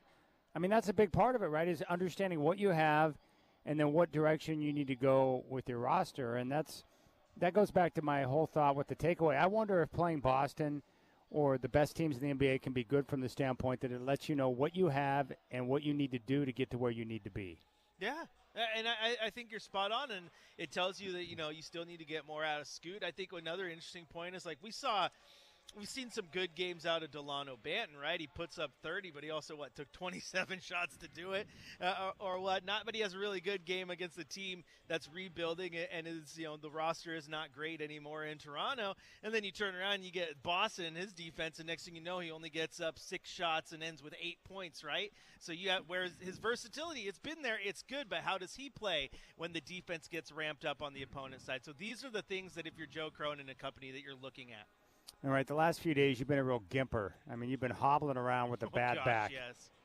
I don't know what you did to tweak your back. Was it grab something off the floor? What did you do to tweak your back? No, in true dad form, I put too much strain on it in a compromised position, putting a car seat in the back of my Chevy Cruze. Of course. It's always the most nominal activity that causes the most back pain. It's like, no, here's the deal.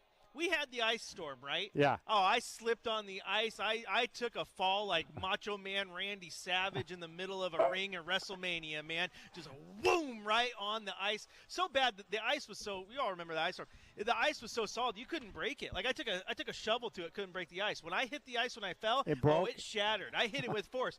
I jumped right up. I'm ready to go. No pain at all. I throw my back out, putting a car seat in the car.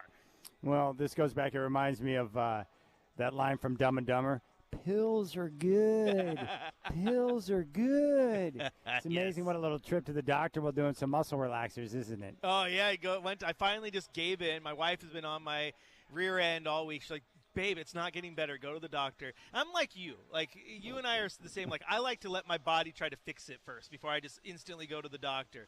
But it wasn't getting better. I'm like, I got to go. I walk into the doctor, and it takes him about 2 seconds of like, feeling my back. He's like, oh, yeah, it's definitely inflamed. And, yeah, you definitely have some pinched nerves that we need to take care of. So, yeah, some pain relievers, muscle relaxers, and a steroid later. You can hear the energy in my voice. I'm not. You got steroids? Yeah. Give me some of the juice. I'm not strained just talking to you, right? And I walked up here without a gimp. So, yeah, I'm feeling good today. All right. I like it, man. OSAA guy Chris Burkhardt is killing it right now, feeling good. I need some of that steroid. No, it's mine. I'm not sharing it. I'm not a supplier, okay? You're not a supplier? You need to have a doctor's prescription, Chad. All right, we're here at Section 330 at the Pines. Tip-off is coming up at 7. Curtis Long standing by with your Trailblazer pregame show, which will kick off at 6. When we come back, it's time for your Coors Light Cold Hard Facts here on Game Day on your home of the Blazers, 620 Rip City Radio.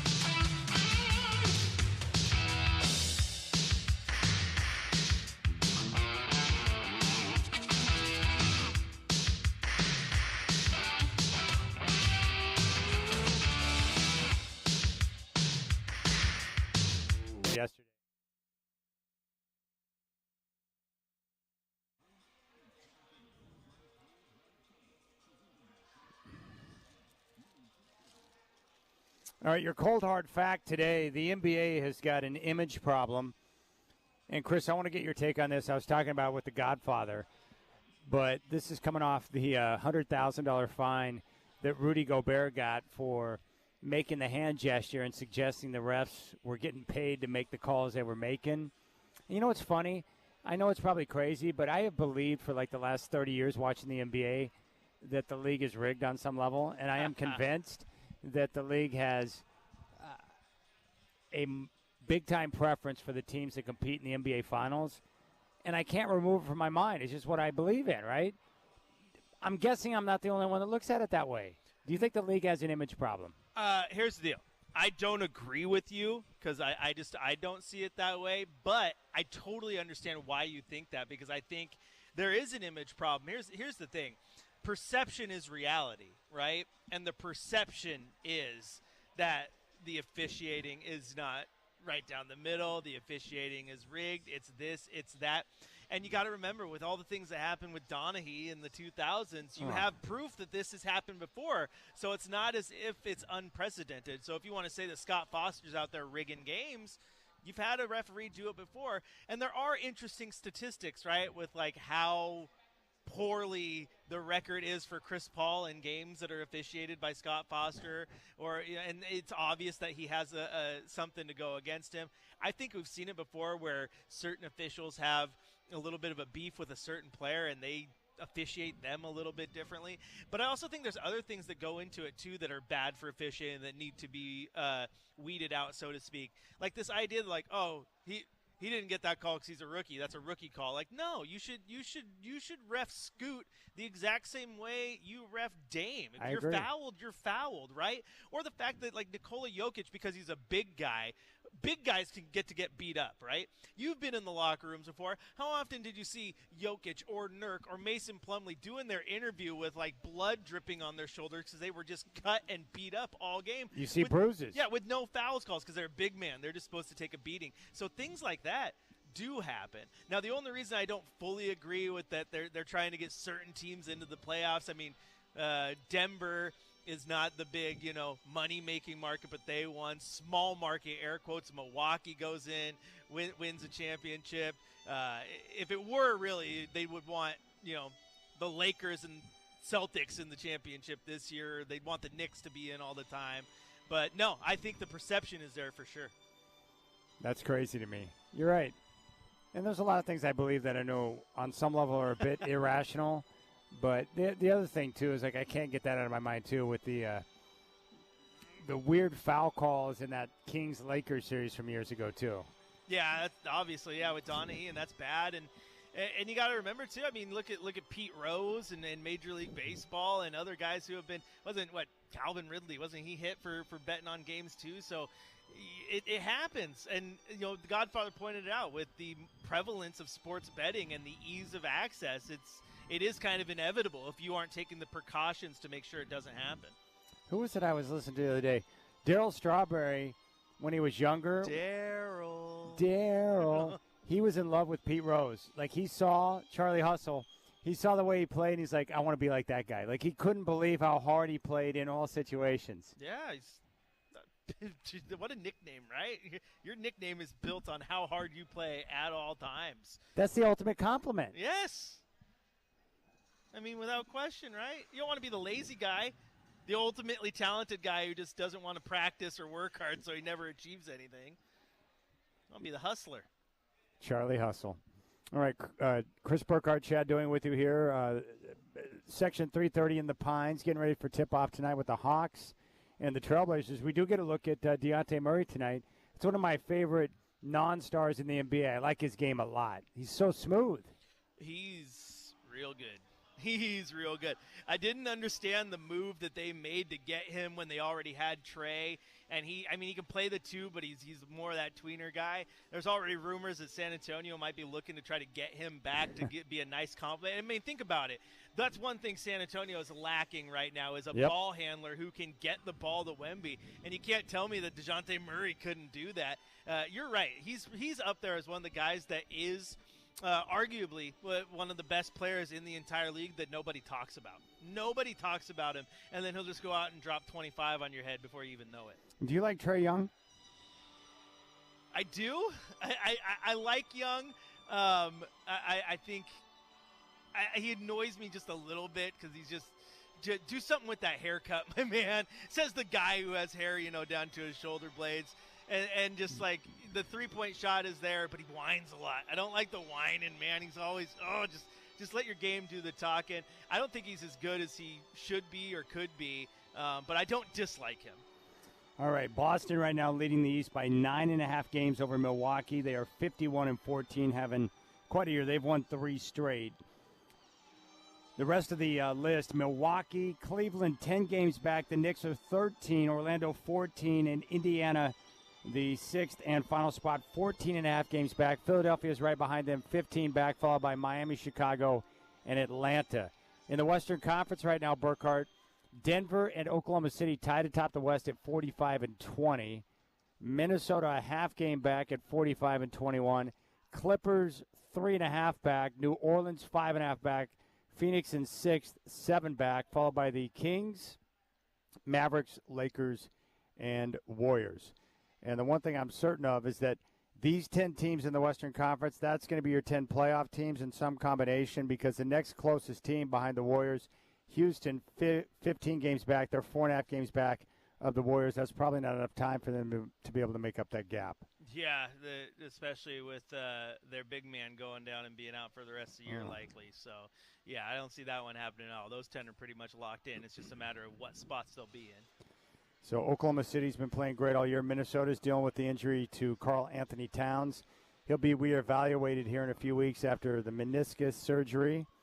The Clippers, Kawhi Leonard's got a back issue, so he's going to miss a little bit of time. We don't know how long yet.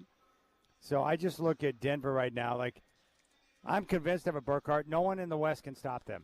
I don't think so. I don't think so. I think I don't even think it's that close. No, I think the team in that group that has the best chance is Minnesota because of the two bigs and how they can, bring it on Jokic and not let him get his way. And then if the Lakers are able to get through the play-in, the AD Jokic, that battle could give them a chance as well. But no, Denver, man, they're just too darn good. And, you talk about DeJounte Murray as one of the best players in the league that no one talks about, a guy that I have liked for a very, very long time, and he bounced back from that ACL injury quite well, and is one of the best players in the league that no one talks about, is Jamal Murray. Oh, yeah. Like, Jamal Murray is really, really good, too. He's a tough cover. Yeah, man, and he hits big buckets for Denver. He gets everybody in the right spot. We saw it firsthand how good he was in the series that Portland played against him in 2019. And, they got just good depth, good lineup, and the best player in the league. You know who else has really turned out to be a great role player for them? Aaron Gordon has turned out to be quite a find for them. I've always liked this game, but what he's bringing to Denver that I didn't realize before, great defender and toughness, man. That's a tough guy. Yeah, and that's one that kind of irritates me, in knowing how pivotal he's been to their success in recent years, and he absolutely has, because that was a player that I think it was kind of well known that Damian Lillard coveted and would have liked to play with, and there was chances for the Blazers to possibly get in on those conversations, but didn't want to give away a piece like a C.J. McCollum to get them, and Gordon has been so darn good. And you talk about a guy in Orlando who was kind of the face of the franchise and the dunk champ and just could go out there and get points, who goes to a team where he doesn't have to be that guy and just has to fill a role, and he fills the role perfectly, and he is really the reason that Denver was able to get over the hump. And you can't tell me that he wouldn't have been a great piece next to Damian Lillard here in Portland either. So you're right, he deserves a ton of kudos. The Nuggets right now lead the Heat in Miami 50-44 at halftime. The other guy who's playing well for them is Michael Porter Jr. He's kind of an X factor, because if he's making shots, he's a tough cover as well. He's a unique player with his size. Oh, he's another one that Denver lucks into that, and if he doesn't have the back issues, he probably doesn't fall to them in the draft. And when he's healthy, he's a difference maker, because he's good defensively. He has a great three-point shot as well. He has a little bit of a bag offensively, and then again, he brings that size because he's tall, he's strong, he's got a lot of length. So that one was just a perfect storm. A guy falls right into your lap, and you got to take him. That's who they got. Their starting lineup: Gordon, Michael Porter Jr., Jokic, Murray, and Kentavious Caldwell-Pope, who just continues to be a consistent vet. Oh, he's been great at every single stop he's ever been at, and is another one that's just like, oh yeah, look at that. He goes to Denver where he's just a perfect fit. Like Reggie Jackson's a nice scoring option off the bench, but the other player I've learned to like this year, Peyton Watson's been nice. Unique player, smart, knows exactly what the coach wants him to do, and he's been effective throughout the course of the season. He's hit a couple big shots when Portland matches up with him, too. He's got a good offensive arsenal, and, yeah, he's just a fun, nice young player to watch, man. All right, Chris Burkhardt, Chad Doing here live from the Pines, Section 330 at Moda Center, getting ready for the Blazers and Hawks. First of a back-to-back. The Knickerbockers are in town tomorrow. We'll come back and give you our keys to the game. You got Blazers Game Day on 620 Rip City Radio.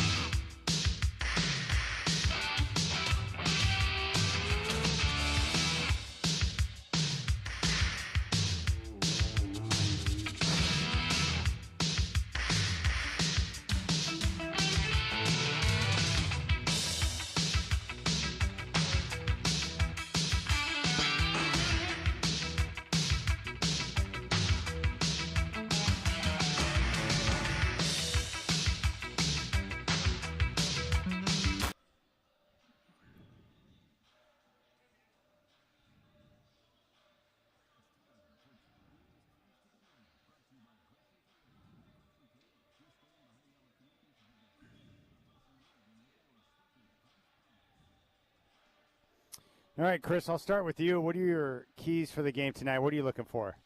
I don't really care because usually it's a keys to a victory, and I don't care about wins or loss. But to answer your question, what am I looking for? It's something we already talked about, and it's Scoot. I want to see the comfort level there. I actually think tonight will be a good test of where he is coming back post-injury because coming back off the bench, because we saw prior to that when he was coming off the bench, he was really starting to look comfortable, really starting to learn things. So the key for me is just how good does Scoot look as he slowly starts to progress and get back to his old self. I want the Blazers to, one, protect the basketball and continue to try and do whatever they can to limit the live ball turnovers. And after that, just share the basketball. Move bodies, move the ball, get those assist numbers up, and then make sure you continue to go to Aiden early to get him engaged so he can continue his dominance. I'm really enjoying watching him ball out. Oh, it makes me very happy. He's been so fun. He's gotten to the point where I don't want to see him anywhere else. I just like watching him play. This is the funny part about making yourself accessible to your listeners. So we both got hit up by Gary Borden. He had won tickets for the game tomorrow night for the Knickerbockers. And he's like, I saw the tweet that he had to you. I wasn't on it. But he's like, Chris, I'm really concerned that I haven't seen the tickets for the game tomorrow night. I'm like, dude, search your email and your junk mail for prize closet. And he goes, dude, I just did it, and it popped right up. Here it is. That's what you got to do. You know why he messaged me, though, and didn't include you on it? Because he's listening. And he's like, I can't trust Chad. He can't even get the tie line to stay connected. He had to have Chris come through and save his life, like always. OSAA guy coming up big. So that's why he emailed me. Your wife's going to be on me again. She's going to be like, yeah, see, if you wouldn't have gone up there, Chad would be clueless and wouldn't have power to run his show. Chad wouldn't have stole Mike. He wouldn't have had any airtime. So true. Let's see. That's so good, man. So good. She's the best. She is the best. Have you heard this? Take a listen to this. I like this battleship theme here with the Blazers.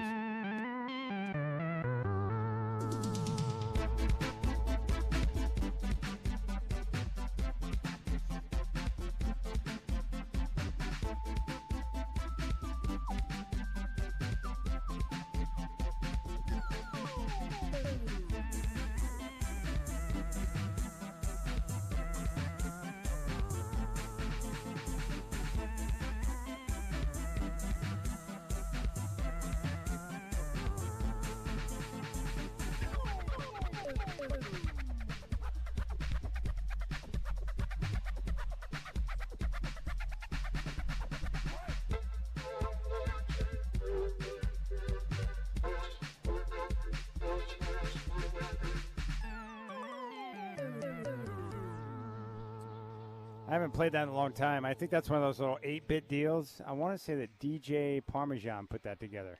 It's very nice. I really want to just leave the stadium now and go hook up my Super Nintendo somewhere and Play go Pac-Man or something? Yeah, go play some Mario or something.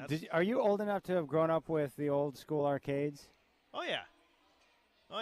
I mean, they're still around, but like I went to Wonderland all the time. Oh, dude, out in Milwaukee? Which one? Well, I went to the one out in Gresham. I grew up in Gresham, remember? My daughters, though, just went I don't want to believe that you grew up in Gresham, man. My daughters just went to the one out in Milwaukee last week, though, for their cousin's birthday. Is it still loaded up with the old video games? Oh, yeah. Dang, I got to go hit that again. Still Nichols? Oh, yeah, still Nichols. My wife was shocked. See, but I've graduated. Get out. It's still Nichols? It's still Nichols. It's not one nickel. Sometimes it takes like 2 nickels. But it's still – I would always go to the back row where it had the free ones where it was no nickels. You could just play. Oh, yeah. My daughter was playing skee ball, didn't understand skee ball. She threw it. She threw it like a pitch. Oh, no. Woo, yeah. Good thing she's 6, so there wasn't a ton behind it. But hey, dude, how about that bum that tried to win the free Toyota on the game on Monday? You seen a shot that bad before? I am amazed at the amount of basketball fans that can't get the ball to the vicinity of the rim from half court. But what was that shot? Like, I don't understand. It was a full-on shot put. It was a Yusuf Nurkic shot from 5 feet away from the rim, and it went just about as far. Dude, I don't – like, I mean – It almost looks like that guy looked like he had never taken a half-court shot in his life. We've all done it. I think Casey Holdall has pointed this out before, but it drives him crazy. Here's the thing. He was about to lose his mind. If you don't trust your ability to get the ball there, there is no shame in granny shotting it. You're going to get more velocity, more strength, and it's going to be a straight shot. You probably stand a better chance of the half-court shot with the granny shot. Yeah, Casey doesn't like a bad half-court shot, though. Oh, he was so mad. Like, he was like, Casey Holdahl was about to lose his mind. Like, I'm not saying I would make it, but I guarantee you a half-court shot, I'm at least hitting the glass. Like, I'm at least getting it there. There's no doubt. I'm not going to go out there and just embarrass myself. Yeah. I did love Larry Steele rolling up and just knocking 3 straight free throws down. Right, just a legend. Boom, boom, boom, boom, boom. Jamba. What's great about basketball players, like, dude, like the ability to shoot a basketball, like that skill ain't leaving you, man. No, it's not. And shout out Larry Steele, whose granddaughters play for Corbett, who won a state championship in Marshfield. I was there. I wouldn't have known that. You know why? Because I'm not OSAA guy. You're not OSAA guy. So she plays for Corbett? Corbett. Where's that at? Corbett. Oh, it's in Corbett? I've never heard of the school before. Corbett High School out there in the gorge. Like the Corbett Canyon? Don't they have I remember there used to be a commercial like Corbett Canyon for like some winery Tiny or little something. town up there in the gorge. Played some baseball games there back in my day. Get out. You did? Are you making that up? No. My Little League, I went out there. We traveled. I played out in Welch's and Corbett and Sandy. We had fun, man. Dude, we should go hit Wonderland. Screw the game, man. Let's go to Wonderland. I want to go out to Milwaukee really bad. Is Pietro still out there? Oh, yeah. That's where my daughter had her like end of the season party last year. Yeah. And they still got their little arcade in there and everything, too, man. I like going to places that remind me of my childhood. Oh, yeah. Ultrazone. I think that's still around. I used to go to, what is that place called? I think it's down in Salem. They had a place called Quarter World. Okay. And then here in town they had Ground Control. I think it's still around. Oh, yeah. I'm all about the 80s video games, dude, because my favorite thing to do was, like, we'd have these youth group deals, like, through church or school, where we'd do, like, an all-nighter in an arcade. And I would walk in, and what they would do is they would load up the machines with, like, free credits. Yeah. And my mind could not absorb such greatness. I was like, wait a second, I don't need to put quarters in. I just push the start button. It's like, wow, this is awesome. Yeah, that's money right there. Yeah, Ground Control is another one. That's where you graduate from Wonderland. You go to a place like Ground Control because it's a bar and an arcade. So you get. This is the thing though. I went to one over the summer with my buddies. I had my cup full of quarters and a beer in one hand. And they were playing a game against each other, and I'm watching. I go to take a sip of my beer, but I drank the cup of quarters. All of a sudden, the quarters just come down and just hit me in the face. So I learned my lesson. I took that thing of quarters, and I put it down on the table. Good. So only the beer was in my hand. But that was like that was my favorite thing to do. Like, my mom, all she had to do, if she was, like, going in to the mall and didn't want to go by herself, hey, Chad, you want to come to the mall with me? And I'm like, I'll give you money for the arcade. I'm in, 100% in. I'm in. Yes, I'll go. Whatever you want me to do. Heck yeah, man! The arcades are great. And you had to. I chose games I was good at because a quarter, 4 quarters for $1, like that can get expensive. So I would try to find the games like I loved all the sports games and stuff, but I just couldn't get enough of it. Yeah, you gotta get the games you're good at so that you get through the first level and you're like, sweet, now I get the next level with no quarter. My kids right now, because they have the version for the Xbox, they're playing Teenage Mutant Ninja Turtles, and it's set up like Turtles in Time, the old arcade game. Yeah. They're loving that. So now when you go to like a place like Dave & Buster's or whatever, it's always weird to me when it's like, wait, $3 to play a video game? Are you flipping kidding me? I'd rather just go buy it. I'd rather just go buy one at that point. See, that's how I've told you that before. My grandma used to be a manager at Izzy's in Gresham. Shut up. She did? Yeah. Shout out Izzy's. We need that to come back. But Mom would drop me off. You eat the pizza backwards because the crust was so money. Their crust was the best. But and their JoJo's were real good. Did she hook you up with free pizza? All the time. Oh, that's money. My mom would drop me off there at night because I was going to spend the night at Grandma's house, right? So she'd drop me off. Oh, yeah. I'd just run the buffet, and then Grandma would give me quarters, and I'd go play the Simpsons arcade game until the place closed. Thank you, Grandma. Yes. It was the best. Dude, Grandmas always have access to the best stuff. Grandmas are the best.